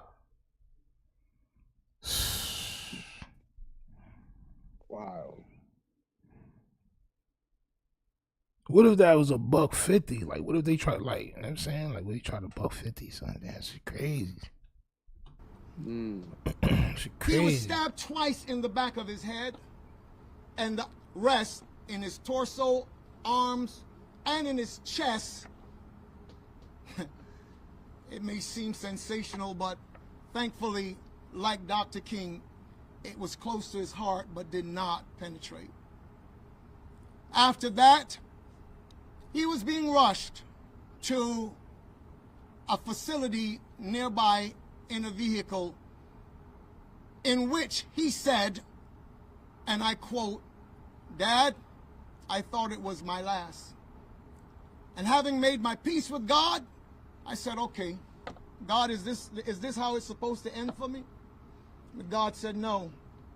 God told him, "Do not give up," in the car, upon which he turned to the attending officers and he said, "You must get me to wherever is the closest place that I can get to. I'm bleeding out here." He didn't even know his lungs had collapsed. All he knows is that he couldn't breathe. He could hardly speak. Upon which the officer turned around and looked at him and said, "Nah, we got to take him. He has to be airlifted." And thankfully, to God be the glory, he was airlifted. I want to report to you that I am very thankful to all of the attending nurses, doctors in that facility. They have done an amazing job in their professional capacity. I would also like to publicly say thank you to the COs, the correctional officers that we have seen around him. In fact, these guys have been nothing but kind to him. The system is one thing, but guess what? There are people who work in the system, and some of them still have hearts. And some of them still got Tory Lanez albums, champ. Some of them still listen to Tory Lanez. Nigga, they're not about to let Tory Lanez pass away. Not on they watch, champ. If it was some nigga named Robert or some other crazy shit like that, champ, Charles, they'll let that nigga expire, champ. Tory Lanez? Oh, nah, champ. We gotta airlift this nigga, champ. I know, right? Some of them still have a conscience. So as I'm winding down today, I would like to report to all of you who care about Daystar Peterson, yes, champ. the artist Tory Lanez, around the world. Yes, champ. We care about the Tory. The reports in the hospital is that he is doing remarkably well. Okay, champ. I was told yesterday, because they had already taken out the tubes that were draining the fluids from his lungs, they had already taken them out by the time my wife and I got there. And I was told by the nurse, in his particular condition, normally he would have, they would have had to leave those tubes in at least a couple more days. But yesterday they took him out because they said he is recovering remarkably. All that is left is for the healing of the wounds. So thank you for all the prayers that have gone up sincerely on behalf of Daystar and my family. We are truly grateful. All right. But this is not over. Yes. Okay, so I'm reaching out to every prayer warrior around the world who knows what Christ stands for. Please continue to stand with us. Yep. Yo, did he talk this whole time and then just get to the prayer warriors? Bro, my son prayed at the beginning. As I stated before, Nigga think he DMX. drunk on that morning. It was 6:30 in the morning. It was nothing like that. It was an unprovoked attack. I don't want to go into the details of how it went, although I know them, because it is too gory to be describing right now.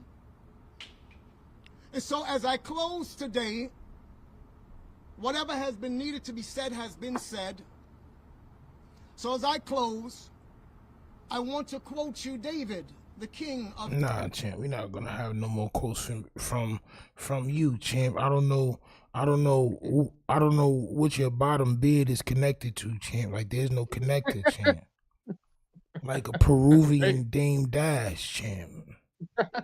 On my soul, like a real Panamanian Dame Dash, champ. On my soul. Yo, the Glory Fabs is arguing with a bot. It's crazy, champ. Yo, bro, you arguing with a bot, champ. It's a bot. It's a bot, bro. Just ask the bot to give you clout bucks, champ. And he gonna give you clout bucks. You can gamble, you can clout bucks. Yeah, all bro, you you want. get clout bucks, bro. You know what I'm saying? The only time you know for a second. Get your clout bucks on, champ. You heard? But listen, what do y'all think? Do y'all think that Tory Lanez is going to get out, champ? Do y'all think Tory Lanez is going to get out? Do y'all think Meg Thee Stallion is going to go to jail? Kelsey, is she going to be tried, champ? What's going on with that? What do y'all feel about that? All right? Let me know in the comments and we'll discuss it. All right? We're going to move on to what's going on with your man Ddg, champ. It seems kind of crazy. I ain't going to lie, bro. It seems kind of crazy.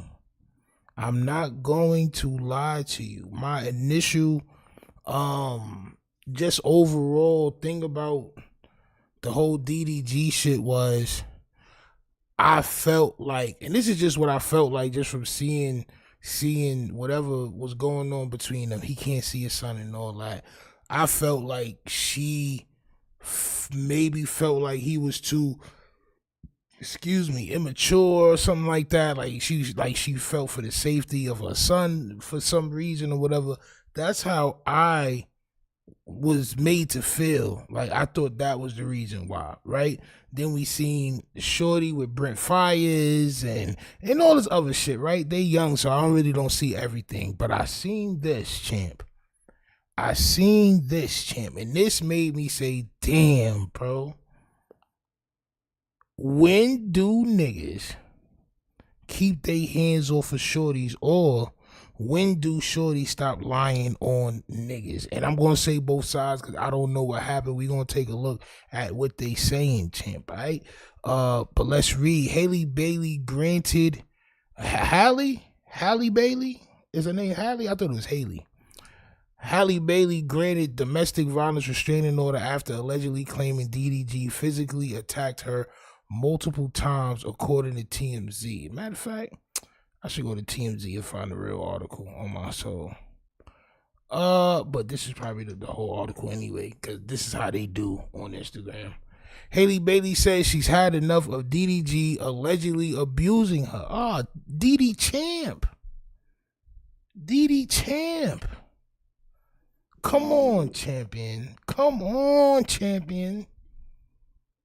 You don't put your hands on the Little Mermaid, champ. Right. Don't you know that? To every guy out there, if you are with a lady, do not ever in a heated argument put your hands on that. Bro, you wait until they put their hands on you and then you call the police on their shit. Fuck did you talk about? You get their ass locked up, champ. Fuck did you talk about, man? Go ahead, put your hands on me, champ. Call police, champ. Yo, I'm not gonna lie, bro. She looks so sweet, bro, and innocent, bro. Know what I'm saying? She looks so sweet and innocent, bro. Like, this shit crazy to me, bro. Like, damn, bro, I thought she was on some Little Mermaid Disney man shit. You feel me? Like, I'm an old guy, bro. So I just, you know what I'm saying? I be like, damn, bro, he's just like, all right, let's continue again.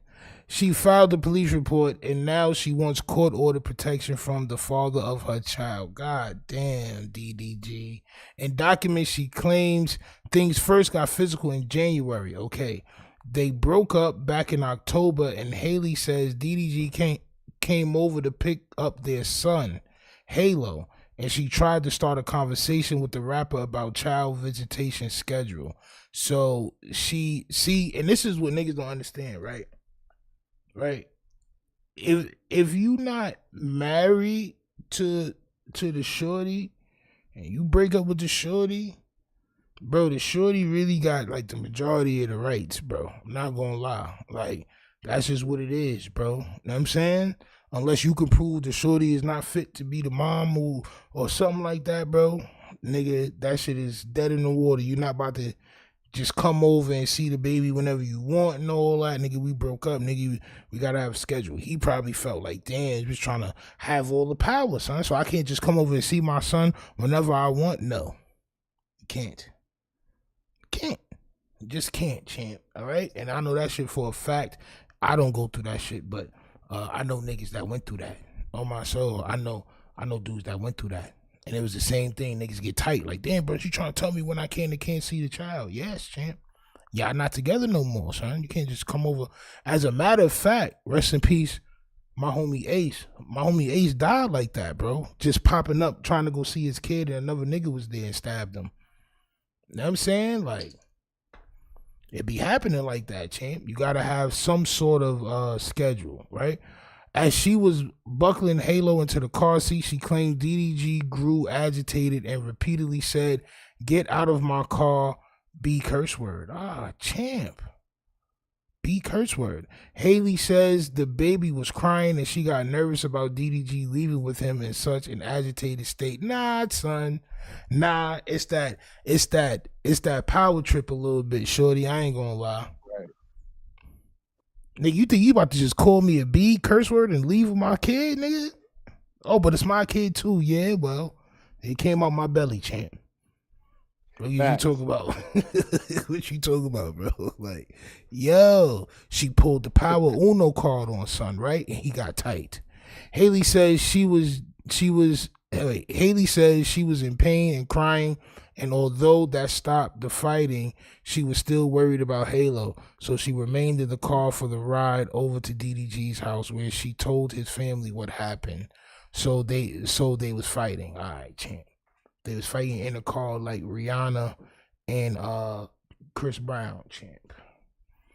All right. Once they told her they would take care of the baby, she left hysterical and with bruises on her arms. She to accompany her with a chipped tooth. Ah, champ. She attached photos of her injury and her recent request for a restraining order. Ah, champ. That's when they allegedly started wrestling, with DDG pulling her hair, slamming her face on the steering wheel, and chipping her tooth. Ah, champ. Champ, we gotta go to TMZ, champ. Because they got the goods. Oh, my soul.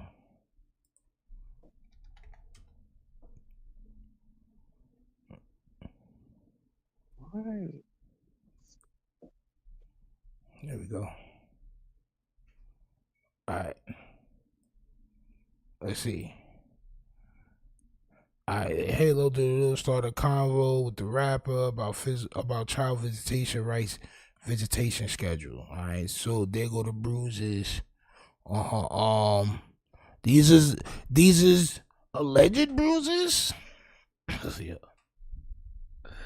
Yo, can somebody bruise themselves like this?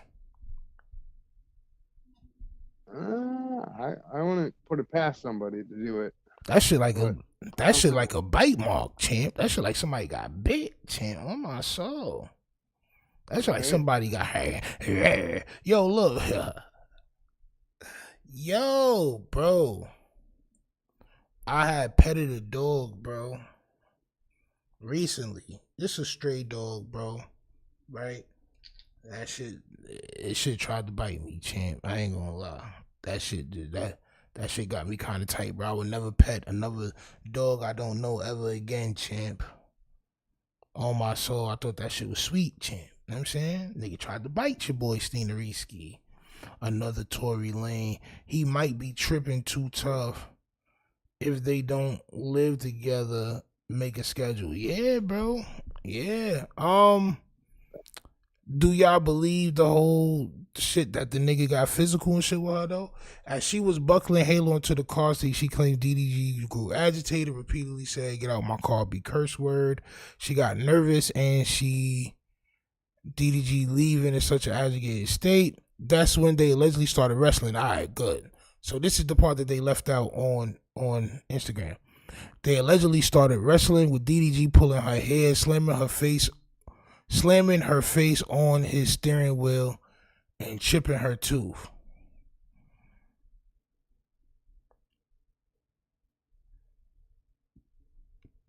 So he pulled her from the back seat to the front seat. Because it says that she was buckling Halo into the car seat. She claims Ddg grew agitated and repeatedly said, "Get out of my car, B-word." Haley said the baby was crying and she got nervous about Ddg leaving with him in such an agitated state. That's when they started wrestling. Yeah, so probably, champ. Probably, bro. They was probably fighting from the back to the front. And from sources, son pulled her from the back to the front. Beep. And that shit said beep beep on my soul. That nigga hit her with the beep beep on my soul. All on the steering wheel. Beep beep. And he pulled off with her in the car. That's what it's saying, champ. I'm not gonna hold you. That's just what it says. Haley says she was in pain and crying, although that stopped the fight and she was still worried about Halo, so she remained in the car for the ride over to Ddg's house. And that's the chipped tooth right there. Boom. Once they told her they take care of the baby, she left hysterical and with bruises on her arms to go along with the chipped tooth. She attached the photos of her alleged injuries for her request for a restraining order. I ain't gonna hold you. That's one thing that they gonna do is take pictures. First things first, champ. Right? As soon as I get somewhere in the bathroom, champ, I'm going to take pictures, champ. What are you talking about? I gotta prove this shit to everybody, champ. I can't just say that this happened. Champ, we gotta prove this shit. She also alleged Ddg creeped her out in March when he showed up at her home, entered without permission, went to her bedroom and texted a pic of Haley's empty bed to her, along with the text, now I know what you've been on. LOL. Now, is that normal? Yo, is this normal behavior, champ? Is this normal behavior, champ? Bro, you don't do, bro, that's creepy, bro. Right. Yeah, bro. You don't break into somebody's crib like that. That's possessiveness. Like, nigga, you always gonna be able to get in her crib because that's your baby mother and all that. And nigga, you always gonna be there. You always gonna have access to, bitch, I'm always gonna be around. I'm always gonna be, even when you don't want me here, I'm gonna be here because I'm your baby father. Like, nigga, that's that nasty work. That's that nasty work, bro. On my soul, bro. So it kind of makes me lean more towards someone was wrestling with her in the car. Not gonna lie. Nigga, what you mean you showing up to her crib and taking pictures of her empty bedroom, talk about now I know what you been on. Yeah, nigga, I ain't been on you. She been on Brent Fires. That's what she been on, champ, right? Haley says she interpreted the text as DDG accusing her of having relations with other people. 4 days later, she claims he really exploded when he came back to her house. Haley told him she and the baby was sick, and we all seen this online, champ, right? So another situation where all the online shit ends up in paperwork, correct? We've been this has been a long list of online the niggas is playing this content game. And he made this all content. Everything except the fight. He made content. Oh, I can't see my son. She won't let me see my son. Niggas like, damn, she wilding because, like, why she won't let him see his son? Now allegedly, now we know why allegedly. Now we know why allegedly. On my soul. On my soul. Nasty work. 4 days later, she claims he really exploded when he came back to her house, and Haley told him she and the baby was sick and she didn't want Halo to leave home. And she claims that's when he got verbally abusive, smashed her Ring camera, champ, and ran away with Haley's phone. Champ. Nigga. You're wilding, champ. Because that probably could be proved. She probably got the recording of the Ring situation, the Ring camera before it was broken, and probably shows him on there doing like this. And then the video goes out. Mm-hmm. Champ.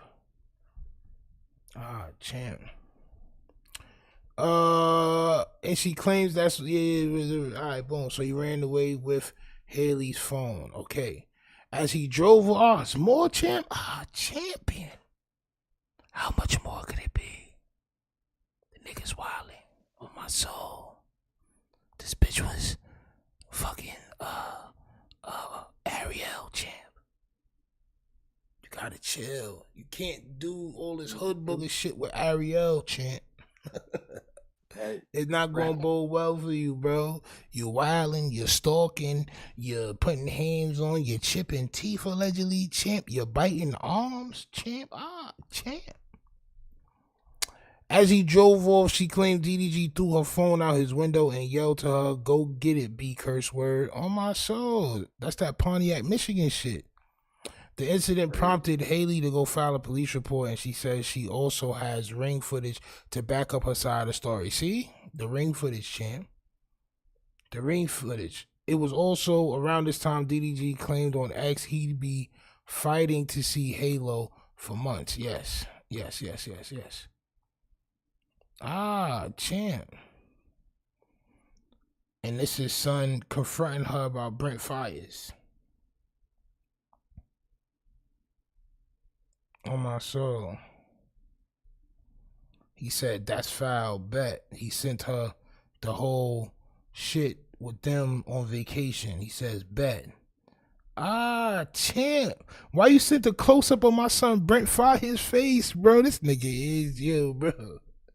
Nigga said, I love you to death. You know what that mean, right? That nigga crazy, bro. Why you sending, bro, just go get you another John, bro. Just go get you another John, bro. You wildin', bro. I knew he was wildin' when he cut his dreads. Once he cut his dreads, anybody that make like a dramatic shit like that, I automatically think about Britney Spears when she first did that shit the first time. Yo, and that's the other thing. I'm like trying to get over the fact that some of these people are just crazy. Yo, crazy is crazy does, champ. But hey, listen. So he says he sends a picture of Brent Fires. Yo, this is a losing aura 101. If you want to lose all your aura, you want to have zero aura, bro. You want to get no bagel females, champ. You want to get nothing? You want to be laughed at? You do cornball shit like this. This is cornballery right here. DDG is now a part of the Corn Huxtables, bro. On my soul. He's a part of the Corn Huxtables, bro. All right? She can allege whatever, the abuse and all that. Once people start showing proof, these are the text messages. The nigga was wilding. He broke my Ring doorbell shit. He was doing this and doing that. That makes me believe the other stories, bro. That's just me. I'm going to believe the other stories now because she's showing paperwork. She's showing proof. So what would make the other shit a lie? And just logical. You know what I'm saying? Just in logic. Like, what would make the other shit a lie? Nah, bro, the nigga was wilding. He probably did do that shit. You know what I'm saying? But let's read what he says after he sends a goddamn face pic of Brent Fires to her phone, champ. He says, "You think you hurting my feelings?" Mind you, she's not texting back, right? She's not texting back. You don't want to be one of those guys. She's not texting back, right? When you think you hurting my feelings when you really just ruining your own image. This is a terrible look. Makes you look disgusting and evil. Enjoy your vacation. Happy Mother's Day. But just have the same energy when it's my turn. When it's my turn to have him, I'm on the same shit. Oh, he talking about when it's his turn to have Halo, he gonna be with the next shorty and all that. I mean, listen, man, it's not a competition, bro.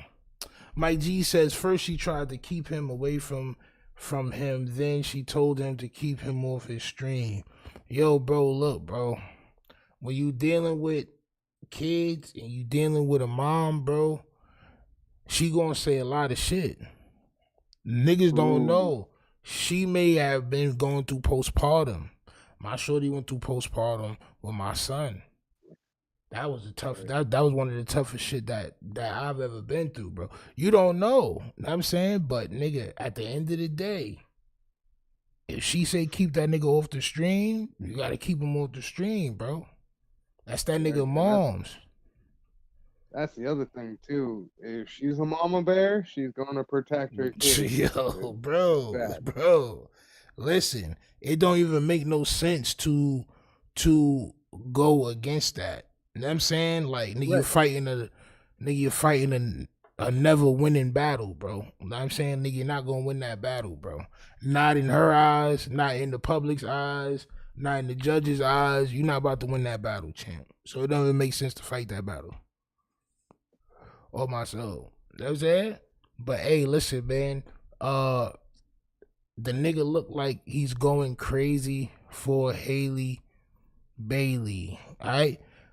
For Haley, though, the final straw came just last weekend when she said she was vacationing with Halo and her sister in St. Lucia. She says DDG texted her links to social media posts claiming she was on the island with singer Brent Fires. Haley replied, "Not with any man out here. I wouldn't do that. I have Halo. Please let me enjoy my Mother's Day in peace. I hope you all okay and feeling better soon." So was she lying? Was this just a coincidence? Did niggas just put two and two together? Man, that's the problem with some of these social media sites too, because you can't really go by what these niggas were saying, champ. I mean, I don't know. They could have been together. They could not have been together, right? But it just looks nasty on DDG's behalf, bro. That's just one thing that you don't do. You know what I'm saying? That's just one thing you don't do. That's when you got to Anthony Edwards. Nah, champ. That nigga Anthony Edwards, bro. That nigga Anthony Edwards is going to he's gonna regret that shit in the long run. Yeah. I always thought I'd do that, but yeah, in the long run, I couldn't. Yeah, bro. Yeah, bro. In the long run, bro, that nigga gonna regret that shit, bro. You gonna have kids running around that he don't know. He gonna be a nasty old man, bro. You know what I'm saying? That's just what that is, bro. I do got this video though of the nigga DDG reacting to himself finding out. Should I get a stylist? Why are they saying GGTMZ? Let's see. Why are they saying GGTMZ? Alright, I'm looking at her story now.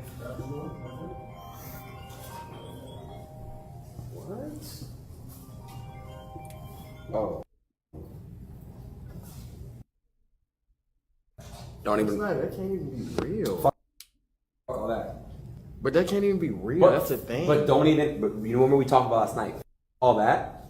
Let me say something. It's not. No, I'm saying, but I don't know where that even came from. Yo, stop these fake allegations. This is a father. This is a real person. This is a good human being. Even, but I don't. But hey, bro, we on stream, bro. Come on, like I gotta be. Just don't do it, bro. Come here. Fuck that. That's my real friend. We're not gonna do no false in this stream. He's a great human being. He does a lot for a lot of people. He's a man. He's a father, and we're gonna respect him. We're gonna love him. Ddg, and anyone got anything to say? The fake narrative. And I feel like, damn, bro. Should I get a stylist? I don't know, champ. I don't know. A lot of niggas was fathers and great human beings that helped niggas and couldn't control their anger and choke their shorties out from time to time, champ. Hey, Joe Jackson was a father. Yo, y'all niggas heard about what's my son name? Sugar Ray Robinson, champ. That nigga used to practice his moves on his shorties, champ. He used to uppercut, hook punch. On my soul, jab. You'd have never knew. On my soul. But y'all niggas wasn't in the car with son. I'm not gonna hold you, bro. None of us was there, so. On my soul. A lot of shorties be lying too, champ. Yeah, a lot of shorties do be lying, bro. Right? A lot of shorties do be lying. However, I don't know. I'm kind of swaying towards the Haley Bailey side. And it's all good for everybody to have opposing opinions. Let me know who y'all siding with. Y'all siding who y'all believe, Haley Bailey or who y'all believe DDG? You know what I'm saying? Do y'all believe Haley Bailey or do y'all believe in your boy DDG? Alright? They had something else too. Let me see. DDG is not stressing about Haley Bailey restraining order, but Soulja Boy wants his head. This nigga's a fiend, bro. What's up with Soulja Boy, bro? What's up with Soulja Boy, bro? Nasty word. The way the internet works, kids would see what's going on and be like, I see my father not talking to you. Oh, my soul. Yeah, and niggas will always be like, why didn't you fight for me? That's the one thing that a kid is always gonna say. How come? I know some people, some actual famous streamers and stuff like that, not famous, infamous, literally left the country and left families behind and all this other stuff. So, I mean, I don't know. The kid gonna grow up, the kid gonna say, how come you ain't fight for me? How come you ain't never grow? How come you ain't never come back for me, champ? You never taught me how to play basketball. You never taught me how to ride a bike, champ. You never like that's just shit that niggas say, bro. It should be true, bro. Cause those are the priceless times that you can't get back, right? But yeah, son. So Soulja Boy wants his head. Let's see what happens. Haley Bailey was granted a restraining order against DDG after filing a laundry list of abusive allegations on Monday. But let the rapper streamer tell it he doesn't have a care in the world. DDG posts, I'm chilling, by the way. I have no worries. Streaming later on, no days off. On Tuesday, DDG said he was chilling and vowed to still hop on his daily Twitch channel amid the Little Mermaid actress emergency filing. I bet. After the news spread, DDG got plenty of support from online contemporaries such as DJ Academics. Of course, DJ Academics would be on that side of the fence, as egregious as certain things about him has came out, champ. Aiden Ross, Deshae Frost, and even DDG's admitted foe Myron Gaines. Of course, Myron Gaines would do that too. His number one enemy is Bagel Women, champ, but not Soulja Boy. Soulja Boy says you are a BAN, a BA Bagel champ, a BAG champ. You are a bag champ for putting your hands on Haley, little N-word, and he tags him. If I catch you, I'm beating the F out of you. Yo, Soulja Boy is, yo, bro, what's up with your man, bro? What's up with Soulja Boy, bro? He's tweaking. All right. He's tweaking, bro. He's not about to do nothing, champ. Yo, the Crank That rapper inexplicitly threatened to beat down DDG when he catches him in public for allegedly harming Haley. Soulja Boy's comments left the internet confused, considering he was just ordered to pay $4 million in damages for battery and assault on his former assistant, who was also a female, champ. Yo, bro, listen, when Soulja Boy see that dangling clout, champ, when he see that dangling piece of Cloudatine Max, champ, when he sees it, he has to bite, champ. He has to bite. He realizes that he's in a cloud of dust right now. You know what I'm saying? Niggas in the firmament of Cloudatine particles, champ. And he just wants a whole piece. So he's like a Cloudatine shark, champ. Salute to Soulja Boy, but you're not going to do nothing. And like I said, who do y'all agree with? Do y'all agree with, or do y'all believe that DDG put his hands on Haley Bailey and all this stuff? Or do y'all believe that she's just trying to set him up to take away his kid, champ? So he'll never see his kid again, champ. Does she want the power, champ? Or did he treat her sour? That's what I want to know from y'all, champ. All right? Salute to DDG, though. I don't want to see nothing happen to the boy. I want him to have his family intact and all that, but it looks like you're wilding to me. That's as far as I'm concerned, champ. You know what I'm saying? That's as far as I'm concerned. Now we get to the goddamn Diddy shit. Jesus Christ. Star witness Cassie Ventura taking. Champ. We get to the Diddological era, champ. Champ. Your man Diddy and Cassie, champ. Your man Diddy and Cassie. Cassie's testimony. Cassie's testimonials, champ, of the urination is getting nasty work. Let's look at some new things that's been going on with Diddy and his trial. Please, if y'all got some new information, share it in the chat, as I was not in the crib, so I don't really know everything that's going on. If y'all got some information, y'all can post links. Y'all can do whatever y'all want to do, champ, in the chat. But just let me know. Let's go. Taking the stand today in a New York courtroom in the sex trafficking and racketeering trial of Sean Diddy Combs. This trial's marked the first time Ventura and Combs are seeing one another in person since their 2018 split. Federal prosecutors claim Combs used lies, drugs. I saw that some people were saying, what does her testimonial have to do with the trafficking? Right? Because a lot of people are thinking, oh, that night at the hotel and all that stuff. Well, again, we got to think about the years she's been with him and what she can say to his character. Right. So it's not just about the whole case. Right. We're looking at Diddy's character, we're setting it all up and all this stuff. It will eventually get there. This is why Mark the Shark is so smart, champ. You heard? Because he's absolutely right. A lot of people was talking about this don't got nothing to do with the RICO and all that. Well, the first thing they do have to do is break down the image, give character, just build the character, show his character, demonize him. Show that he was aggressive and he was this and that. So yes, he would be the type of person that would do this. Y'all don't know the real Diddy. This is the real Diddy. I'm telling you the real Diddy. So please believe everything else, right? So yes, you are indeed correct. And I feel the same way about that, champ. I'm not gonna hold you. Whoever drew those images is wild disrespectful. I'm not gonna hold you. Me and Mark the Shark is probably gonna redo these images. Thank you. Yeah, but we probably gonna try to redo them shits every day because these niggas is bugging, bro. This shit is so easy to type do these shits, I could do better than that. Yeah, bro. Shit could have been done. I know you don't have much time. You gotta like quickly do it, but come on now.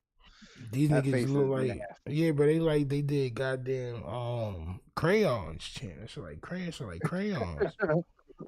Crayolas, champ. Drugs, threats, and violence to coerce his ex-girlfriend into sexual encounters with male prostitutes. Ventura said the alleged sexual encounters typically lasted between 36 to 72 hours, the longest one lasting 4 days. Ventura is currently married and pregnant with her third child. She told the jury today about how the hip-hop mogul controlled her life and their relationship, describing the alleged physical abuse, saying, quote, "He would bash my head, knock me over, drag me, kick me, stomp me in the head when I was down." Combs has pleaded not guilty to all 5 charges he's facing, including racketeering conspiracy, sex trafficking by force, and transportation to engage in prostitution. A warning for our viewers, this story may contain accounts, descriptions, visual content of actual or alleged events that some viewers may find disturbing. So for more now, let's bring in ABC's Rena Roy live from outside the courtroom, along with ABC News legal contributor and trial attorney Brian Buckmeyer. Rena, we will begin with you. Cassie Ventura, of course, on the stand most of the day. She's talking in graphic detail at times about her participation in these freak-offs. So what did we learn so far today? Champ. Yeah, Trevor, very graphic indeed. I can tell you that I got a chance to listen to her testimony inside court here behind us, and she was emotional. She broke down into tears at one point when she talked about participating in those freak-offs. She says that she was just 22 years old, had just turned 22 when Combs first proposed to her those drug-fueled sex marathons with escorts. She says eventually, though, they became almost weekly, and that they lasted on average, as you said, about 2 to 3 days, the longest one 4 days, and that she stayed awake by drugs that she says Combs gave to her, including ecstasy, cocaine, and Molly. She testified that those freak-offs made her feel dirty and worthless, but that she felt like she did not have a choice but to participate because she says Combs would become violent with her. As you pointed out, she says that he would bash her in the head, kick and drag her, and that she didn't know what would happen if she didn't do what he wanted her to do. She told the jury that she tried to express her feelings about participating, but in at least one text message shown to the jury, Combs told her to make it happen anyway. Trevor? Yo, bro, it's crazy, like, the type of mind frame a person gotta have to totally ruin somebody. Like, a nigga be like, yo, shorty is beautiful. I want to do everything to her. Like, I want to ruin, like, nigga, I want to do everything to, like, the edge of everything, bro. I just want niggas to violate her. I want, like, you know what I'm saying? Like, bro, how you that diabolical, bro? It's crazy. So there is a level of narcissism that just kind of like rings true here, right? So like, if I am powerful, then I can do whatever I want, right? Yeah, and I can make you. What? Go use the bathroom. Do it as well, because again, I mean, there is that level of narcissism, right? So I can't put it past them, but again, I mean, it is power. It is one of those things that corrupts and almost corrupts entirely, right? That shit crazy, bro. I ain't gonna lie. The nigga tried to do the same thing with Young Miami, man. He's pissing on her and all that shit too, bro. Lord knows how many freak-offs she's been in, champ. Not gonna lie. Not gonna lie, champ. She's so willing to get any of that clout, that money, and so again, I can't blame anybody except for maybe Diddy. Yeah. Allegedly. Now people are still saying, is it a crime? So what they're doing is trying to show niggas his character. So they putting all the secrets out there, all the sexual narcissistic things he was doing, and the violence, and they trying to paint a picture right now. This is why she on the stand first. You know what I'm Which saying? can help and hurt because again, Diddy's defense is saying, "Hey, this is what I am. I am one of these more sexually inclined people." Right. So it does hurt and help sometimes, but again, we got to see what the defense comes up with and all this other stuff. So let's continue. Brian, given how emotional and explicit all this testimony is, what kind of strategy do you think we might see from the defense attorneys in cross-examination? So I think the defense is going to try to move away from the emotion and some of the more explicit terminology that we're seeing in this case and try to go for a much more logical argument that they're making, that Sean Combs participated in domestic violence, allegations that would rightfully so be attributed to state charges, but that there was no racketeering conspiracy. There was no sex trafficking. It was domestic violence for domestic violence sake, based on jealousy, infidelity, and just anger. And so I think domestic violence for domestic violence sake sounds insane. I'm not gonna hold you. That sounds, oh no, it was just domestic violence. Like, god damn, Tim, it was. Well, it does sound better instead of, oh, I was doing it to control her. Yeah, I'm it's just the terminology just sounded crazy. Just, no, I know. I thought the same thing. I was like, yo, you can't just say that. It's deviancy. Call it for what it is, champion. Listen, man, the only thing that they doing is warming up, champ. The only thing they doing is warming up. This is not the whole case. The whole case doesn't revolve around Cassie. Correct. You know what I'm saying? Like this is just the first of many things that we're gonna see take place. But let's continue. that's the angle they're going to take. But some of the testimony, as Rena pointed out, and just how Cassie is on the stand, that's going to be a very hard argument to distinguish between the different types of force and how they were used. So, Rena, Diddy is there in court. He's watching all this testimony from his ex-girlfriend. There's also many of his own family members there. Did we see any kind of reaction from Diddy today? Right. For the most part, he appears to be pretty focused on Cassie Ventura, his ex-girlfriend. He is listening intently. At one point, we saw him scribble down some notes and speak to his attorney, but other times he appears to be more passive with his hands in his lap at the defense table with not really a certain kind of expression on his face. She, on the other hand, has not appeared to look at him once since she took the stand. She has looked at her husband, who is inside court to support her. Remember, this is the first time that Combs and Ventura are seeing each other face to face since 2018, so you can imagine how this might feel for both of them. Brian, how do you imagine this might land with the jury hearing all of this extensive testimony of this nature? So I think at this point with direct examination, without anyone coming up and crossing Cassie, I think the jury is looking at Sean Combs, and I was in court this morning to see some of those looks with disgust, with disdain, to think about how one individual can do this to another in this way. And so I think it's going to be a high hill or even a mountain for the defense to kind of walk this case to the jury to suggest that, yes, Sean Combs, as Tenny Garrigo said in opening statements, has done some indefensible things, but it's a matter. Now look, right? There goes your answer. Mm-hmm. There goes your answer. The jury is looking at Diddy in disgust. Correct. They don't even know nothing's being said about the charges yet. They already looking at son in disgust. This is how the game is played. They're going to pull out the heartstrings. Let's bring the pregnant woman up there. She going to tell what he used to do to her. And I'm saying, everybody remember them and remember her and all that. Like, she going to pull out the heartstrings.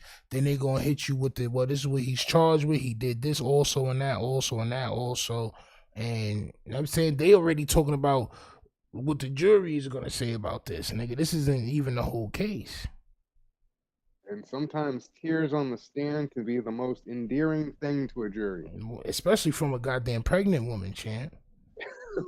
Right. You're gonna have so much sympathy. You're gonna feel for that story. Like, us being bystanders, yeah, we can call it for what we see it and yada yada yada. But these are people who are trying to be the most non-biased, but also sympathetic. Right.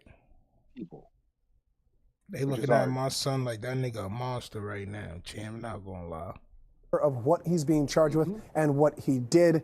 A very difficult distinction because I think earlier on in her testimony, it seemed much more about domestic violence. Now we're starting to see the allegations and some of the facts that bleed into that sex trafficking by force, fraud, and coercion, and that enterprise, that criminal enterprise that the government alleged is surrounding Sean Combs' inner circle. Because when she looked at some of those photos of the security guards, the chief of staff, at least for me as I sat in that courtroom, I could hear the tone of her voice change. I can see her body language change, and you can see that she had some very particular feelings of maybe even fear in describing some of these individuals, and I think that's really proven the case for the government.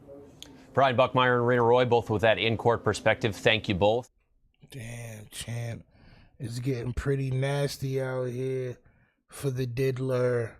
Why is they not live in the courtroom? Who decides when the case can be streamed? I don't know. I think that's some New York shit. About to explain that. So yes, depends on the case. On the sometimes. jurisdiction, maybe? Well, the case too. So like, and the motions that are filed, sometimes it can be filed that like they don't want cameras in there because it's such a high profile thing, and you know what I'm saying? Emotions and all that stuff. So yeah, it could be a couple of different things, but as far as I know, usually if it's too high profile, the lawyers are really good at making sure the cameras aren't there. Let's listen to this right here. Champ. Star witness Cassie Ventura taking the stand for a second day in the sex trafficking and racketeering trial of Sean Combs. This trial marks the first time the former couple is seeing each other since their split 6 years ago. Ventura, who is 8 months pregnant, was said to be rubbing her belly throughout her testimony while wiping away tears as she detailed, as she put it, the violent abuse she endured while dating Combs for a decade. You're watching Law and Crime. I'm your host, Kennedy Walker, and I'll walk you through the details. Cassie Ventura has spent the last 2 days in a New York courtroom testifying against her ex-boyfriend, music mogul Sean Combs, known as Diddy. Federal prosecutors claim Combs used threats, drugs, lies, and violence to coerce Ventura into sexual encounters with male prostitutes. Ventura testified that she participated in these freak-off sex parties because she feared Combs and wanted to make him happy, but felt disgusting and worthless because she didn't want to do it. She told the jury that the hip-hop star would, quote, knock me over, drag me, kick me, stomp me in the head when I was down. And that wasn't all. The testimony was extremely graphic. Ventura walked us through years of alleged physical abuse and sexual humiliation that she says she could not escape. She said she was 22 years old when Combs first proposed the drug-fueled sex parties, and they allegedly became weekly occurrences, reportedly happening in hotel rooms in New York City, Atlanta, Los Angeles, Miami, Turks and Caicos, and Ibiza. She stayed awake by taking drugs that she says Combs gave her, including cocaine, Molly, and ecstasy. Ventura said the freak-offs typically lasted between 36 to 72 hours, the longest one lasting 4 days, and that the frequent sex would often leave her ill and cause her to have constant urinary tract infections. Ah, damn. Damn, the nigga stunk the box up, champ. All that friction and baby oil and goddamn other niggas' juices and shit, champ, and caused her to have constant UTIs, champ. Shit. Like I said, bro really ruined fire out her, champ. That's why her husband had to leave the goddamn courtroom, champ.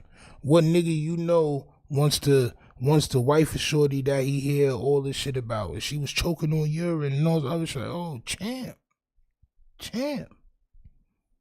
Nasty work. And you asked for him to do this? Champ. At one point, Ventura told the jury about one freak-off where Diddy allegedly told her to get into an inflatable pool filled with baby oil and lube. Court transcriptions obtained by Law and Crime show the prosecutor asked, "Who, if anyone, asked you to get into the pool?" Ventura responded, "Sean, it was his idea." The prosecutor asked, "Did you want to get into a pool of baby oil?" Ventura responds, "At that point, I couldn't say no. It would have been all bad." She says no, especially not in the hotel room like that. It was such a mess. It was like, what are we doing? So it's not that she didn't want to get into the baby oil. See, and like this is the whole thing, bro. Like I wish people would like read the whole shit for context. Like it's not that she didn't want to get in the baby. She didn't want to get into the baby oil in that hotel room because it was dirty. So if it was somewhere else in the mansion, would you have gotten to the baby oil? Is this a thing that you usually do? The nigga got an inflatable pool of baby oil. Right. This nigga Diddy is crazy, bro. So it's not that she didn't want to get into the pool of baby oil. She just didn't want to do it there. All right, copy. After an objection, the prosecutor then asks, what concerns did you have about not getting into the pool with baby oil?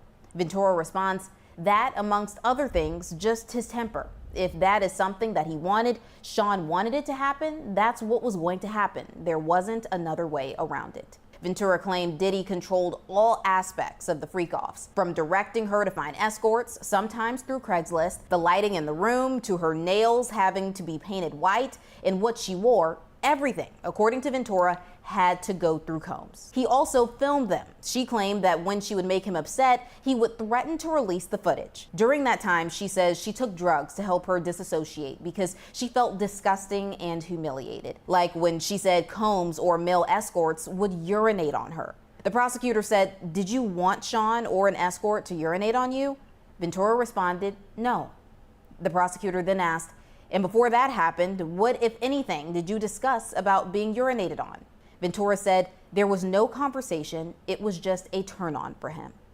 Ventura testified that after sex acts with escorts concluded, Diddy would sometimes request that the escort's semen be, quote, put on his body in the next room. What? Nah, Diddy. Wait. Ventura testified that after sex acts with escorts concluded, Diddy would sometimes request that the escort's semen be, quote, put on his body in the next. Wait, it says he was pretty open with the fact that he wasn't pleased by their performance, so yeah, he would take less money. Question, like when you would go into the other room and you said Sean asked you to put semen on him? Ah, champ. Champ. Sean champ. The did stir champ. Yo, son. Yo, bro, what is wrong with this nigga, bro? Yo, you wanted niggas to rub you down with man milk? Is crazy work, bro. Ah, champ. I used to be on Diddy's side, bro. I used to be, nigga, I used to listen to bad boy music, nigga. I was on something. You know what I'm saying? Bad boy nigga, man. You know what I'm saying? Like, god damn, son. You really zesty. Ah, champ. You want to put another nigga's babies on your body, champ. Nasty work, bro. God damn, bro. It's not Lubriderm, champ. Jesus Christ, bro. Next room. Wait, then she said, did you do it?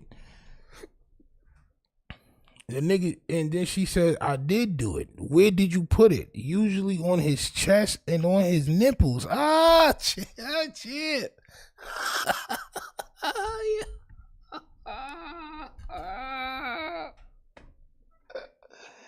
Yo, Mark the Shark, bro. What the F, bro?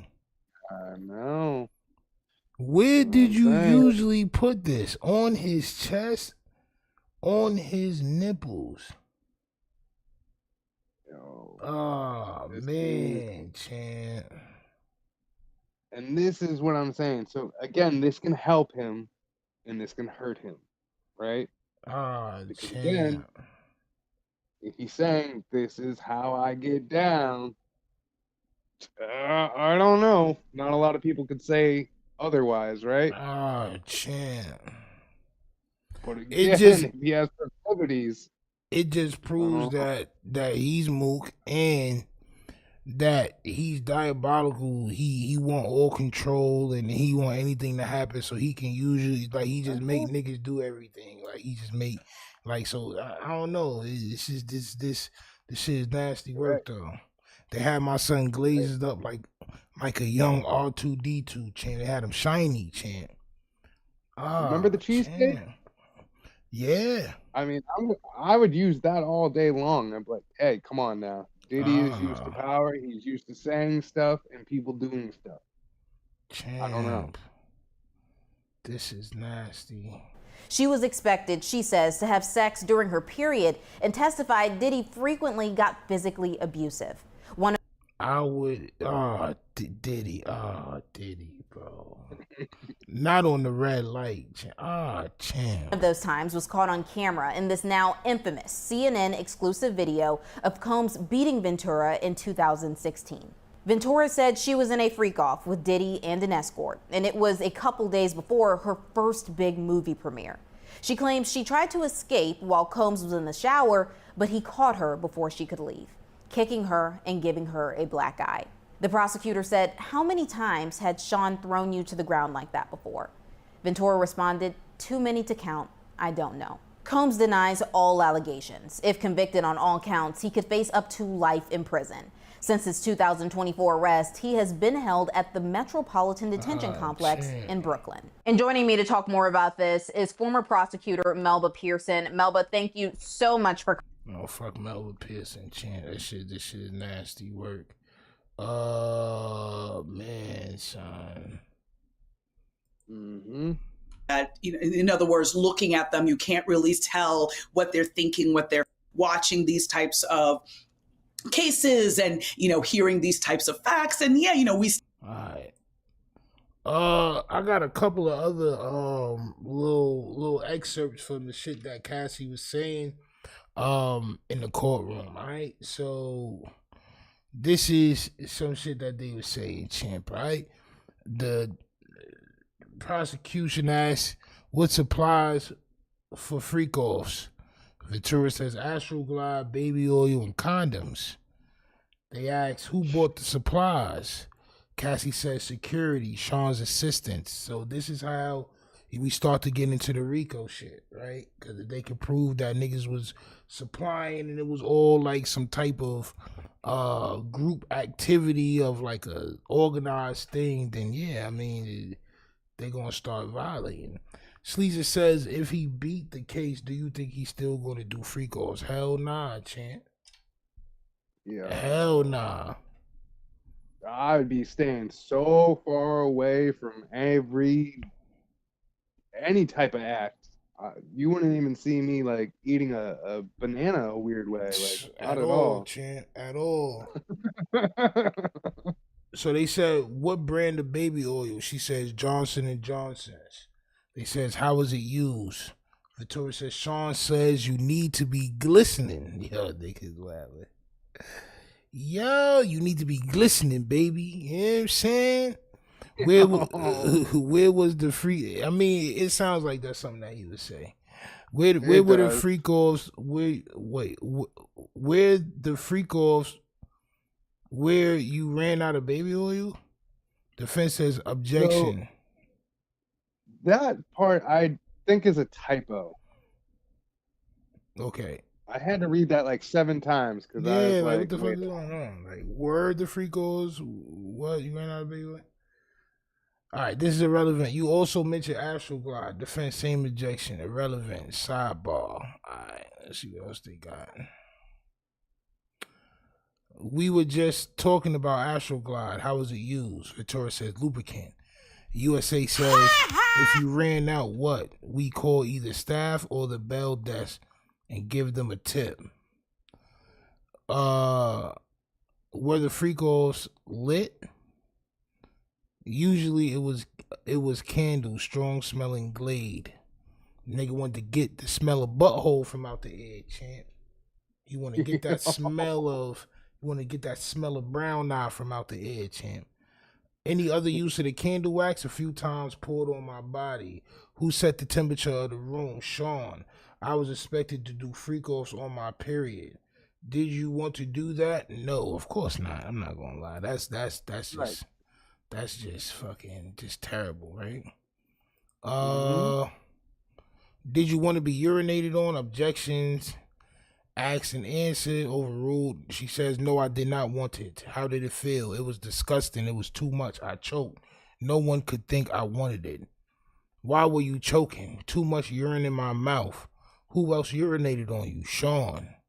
Did you want Sean to urinate on you? I didn't want anyone to urinate on me. How often did it happen? Often enough. Which hotel charged the most for the damage to the room? The Intercontinental in New York. They redecorated the whole room for ridiculous money. Back to the urination. Champ. Ms. Johnson, only a few more questions. Why didn't you say no? Ventura says, it was obvious I didn't want to be on the ground being urinated on by two men. Where did you find escorts? Initially, Craigslist. It was obvious I didn't want to be on the ground being urinated on by two men, so that's why you didn't say no. Okay. Again, I mean, you're already on the ground. I mean, you're in a weak, vulnerable position. I mean, you can still get up and walk away. So, like, I don't know. Don't make too much sense, but I get it. Man, I mean, listen, man. I don't know, bro. You know what I mean? I don't know. I can't call it, man. Cassie husband been kissing the whole industry. Yep. That's why he had to walk out, bro. He like, damn, bro, I really got with the worst of the worst, Jones. Like, god damn.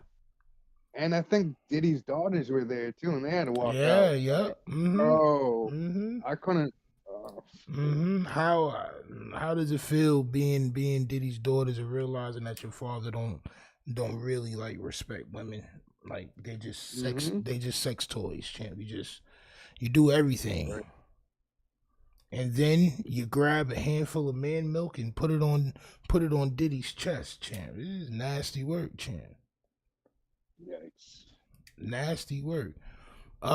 This from the Shade Room. Cassie testified that one escort was sent away because he couldn't perform. She explained that a safe escort was someone who wasn't a cop and wouldn't talk about their experience. When asked why avoiding a cop mattered, she said she realized the situation was illegal, prompting the defense objection, and the judge instructed the jury to disregard her comment. Regarding payment, Cassie said either security delivered the cash or Combs bought it himself, all right? So she know that she was doing illegal activities. Granted a goddamn objection, champ, which you probably should have. Because that would mean that you was down with it, champ. On my soul. With anybody else, if your homies is selling guns next to you with drugs, niggas don't give a fuck if you with it or not, champ. You're going to jail.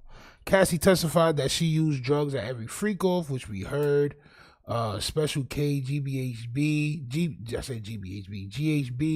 mushrooms, ecstasy, and MDMA. She said Combs also used drugs, and sometimes the escorts did too. In the email exchange, Cassie confirmed they were discussing drug use, with Combs indicating he was high. She explained she took more drugs to mentally escape. Even when the drugs made her vomit, Combs told her to continue. And I will tell you from personal experience that cat will make you disassociate. Damn. Ketamine, champ. Cassie testified that she did not want to continue having intercourse when she felt like vomiting. She describes the effect of various drugs. GHB made her feel drunk and tipsy. Cocaine made her heart race, which she did not like. Mushrooms caused hallucinations, making the walls appear to come alive, which is true. Salute to mushrooms. Cassie testified about being directed by Diddy on who to contact when drugs ran out. She also describes an incident where after an escort finished, Diddy instructed that the substance be placed on his body, specifically his nipples. This is something she did but did not want to do. Champ. The nipple glaze is diabolical, champ. I'm not gonna lie. Cassie testifies to feeling dehumanized and objectified by men, with some sessions being watched by Diddy via FaceTime. Damn, sometimes the nigga wasn't even there. Wow. Sometimes he wasn't even present, bro. My son would just have the FaceTime phone set up so he could watch and yank meat, champ, over the goddamn phone. Nasty. Yo, son. Recordings of the session sometimes appeared on Cassie's devices, which she would delete, calling them disgusting and expressing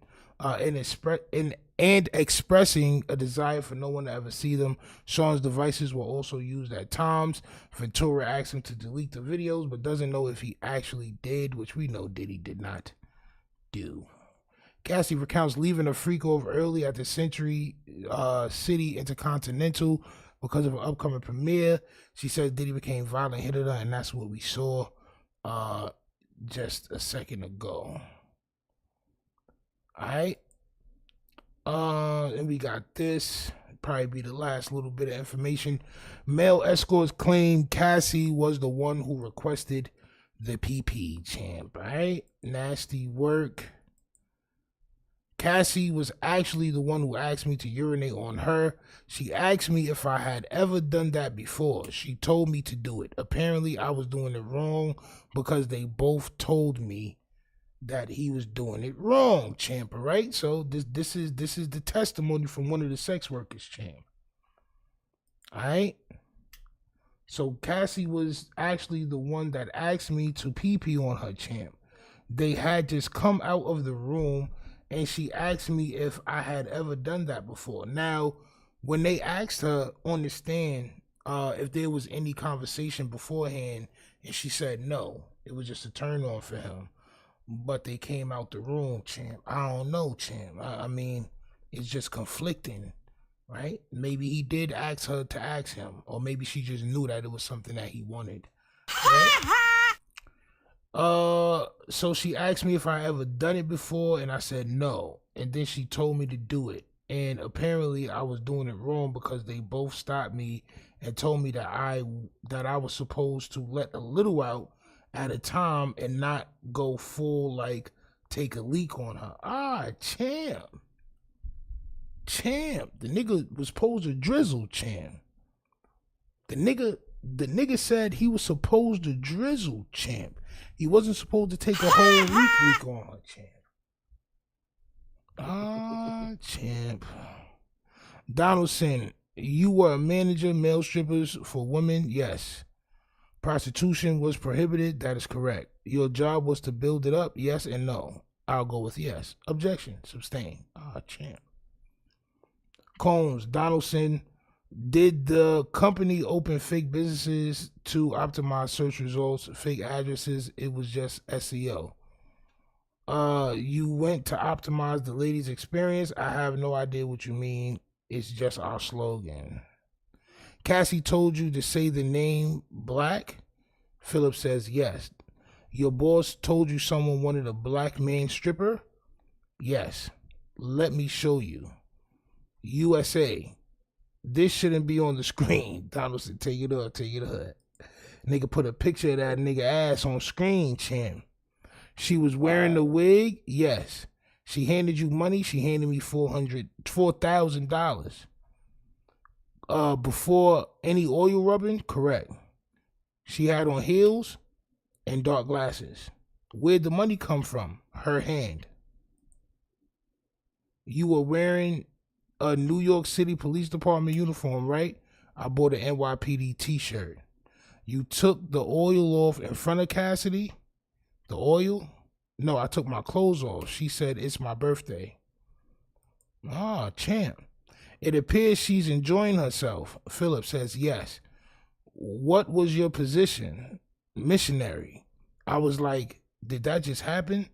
Donaldson, she asked you for a photo? I do not know if Sean Combs asked for it.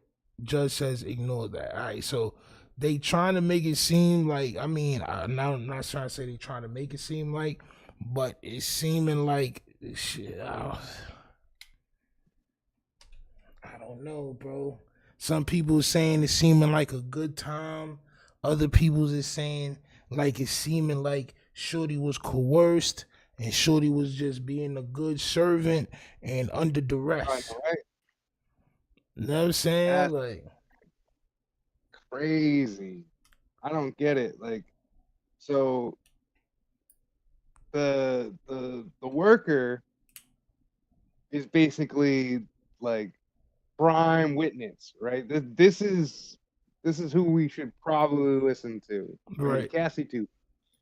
This is who we should probably listen to. Yeah, because this is the Again, unbiased source right here, right? This is somebody Right. who's just unbiased.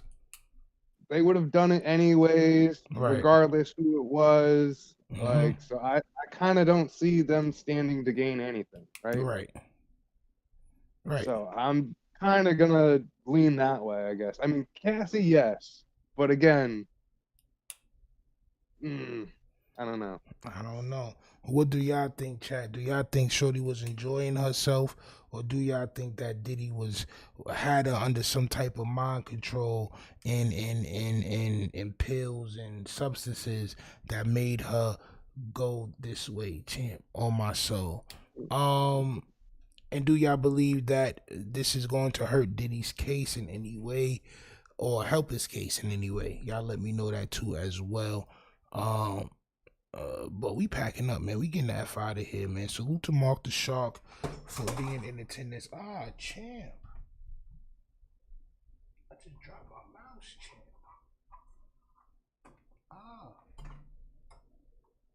What's going on? I just goddamn dropped my mouse, champ.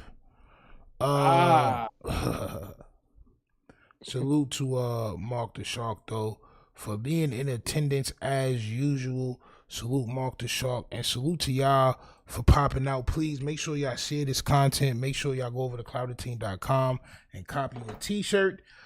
Clip this up, share it, man. Hit that like button.